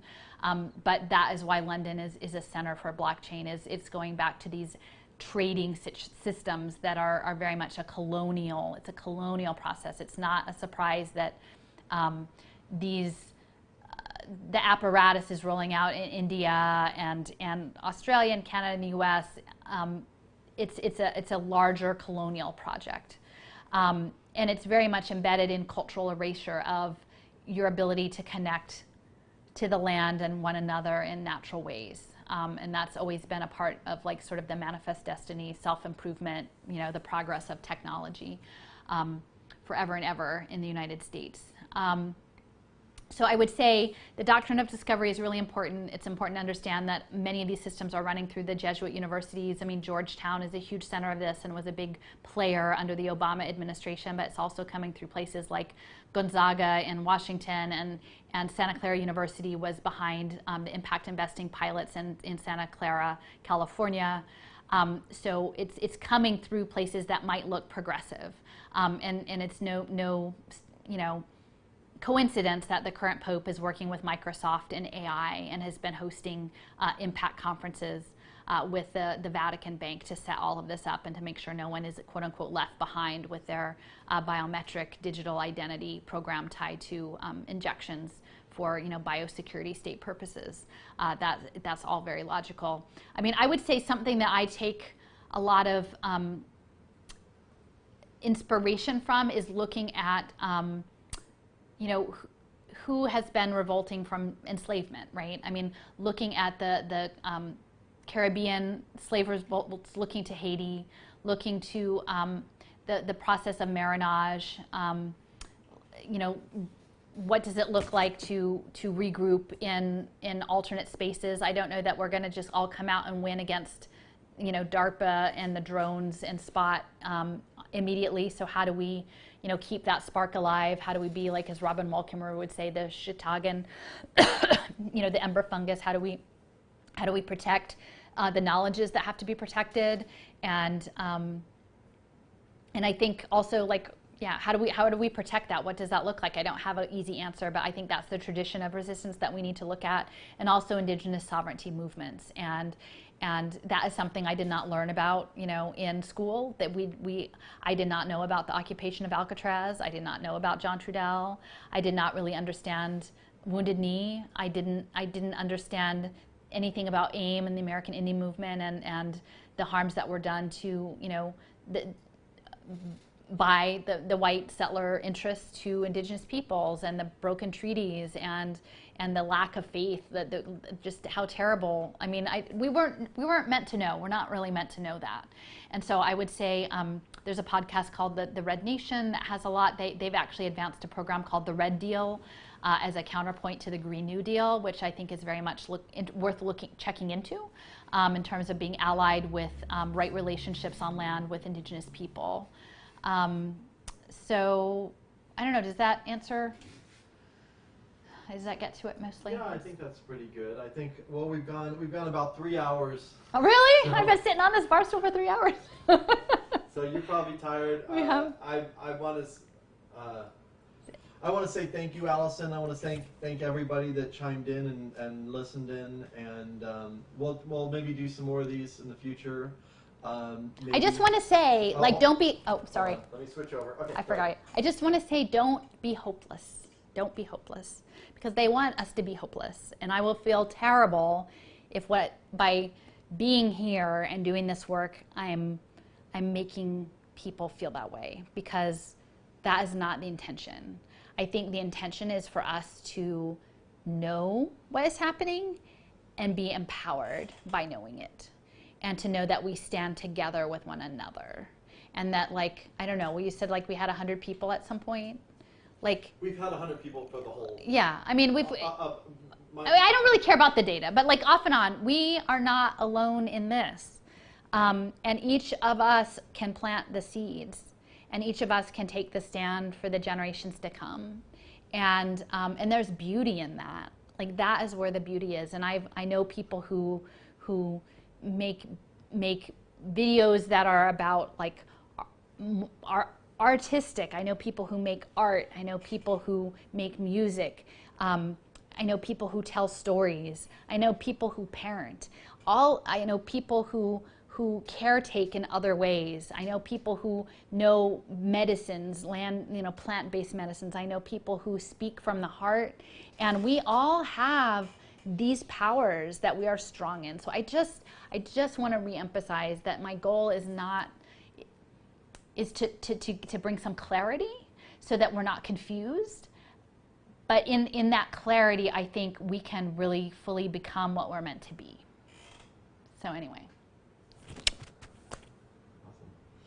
And on that, I wanted to say something too, which is you give me a lot of hope, Alison, and I'm really grateful for you and all of you. That I've met a lot of new people this year, and new friends. And years ago I made some statement about, I'd rather have no hope than false hope because I'm like, don't bullshit me, I get tired, I would show documentaries, and at the end they'd be like, call your representative or donate to this nonprofit or whatever, when you first do, oh yeah, I'm going to do that, like, oh yeah, I'm going to go to the protest, and then like you go to the protest. I remember in 2003 going to the anti-war protest, seeing all the people. I'm like, look at all these people out to stop war. We're going to do something, and the war happened anyways. And you start to get wise. You start to see like, oh wow, a lot of these things I'm doing don't actually do anything, and maybe we need to rethink this. But everybody else wants to stay on the same track. They want to just keep doing the same shit over and over again. And I'm like, hey, this isn't working. We need to do this is bullshit. Like, and we're still listening to the politicians. We're still listening to the nonprofits and the NGOs. And that's hopeless to me. To me, it's like the false hope is what frustrates me the most. So to me, like, as hopeless as things seem out there, connecting with people like Alison and Corey Morningstar and other people that are like not bullshitting you is, to me, what gives me hope. It's like staying focused on what the problem is, not losing hope, but also not feeding people a line of bullshit. And so I'll leave the last words with Alison. And thank you guys. If you want to donate to my efforts, I posted on there. It's PayPal, argusfest@gmail.com on PayPal. And I'll let Alison take us out. Thanks.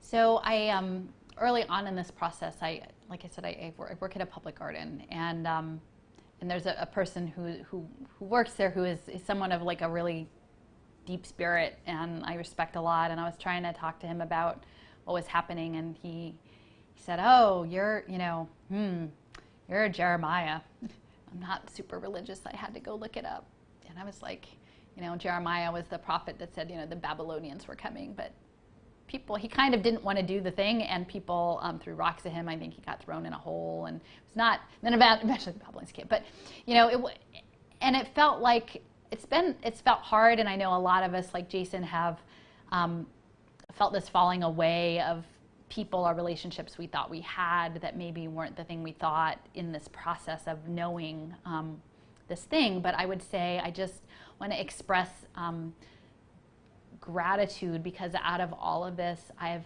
connected with some really amazing people and interesting people. And it's an opportunity that I would never have had this situation not evolved as it is coming on. So please know that I appreciate you guys. I appreciate being part of something bigger. No matter how it ends up, I think we're doing our part. And I just, as much as it felt like a burden. It actually, in some ways, is a gift of connection in this time that's just a hard time for so many people. And I feel really privileged to be able to have enough stability in my life to hold space for thinking about what we need to do next. And you know, I have to remind myself often, you know, Cliff has said, you know, you can't change people. You can speak the truth as you see it, and there is some intercessionary forces that carry it where it needs to go. And you know, I've talked to people. I sometimes I go find the water. I think tomorrow we'll try to go find some water and say a blessing on the water, and that we're connected over these waters, and that we just have to have confidence in us that we're doing what we need to do, and that the message will get where it needs to go. So anyway, I have love in my heart for all of you guys for caring enough to be along for the journey today and walk this path that we're making, not a path that we're assigned. We're making the path as we walk it. And I think if we look with clarity and we have an open heart, that the thing that we're supposed to do next, it will come. So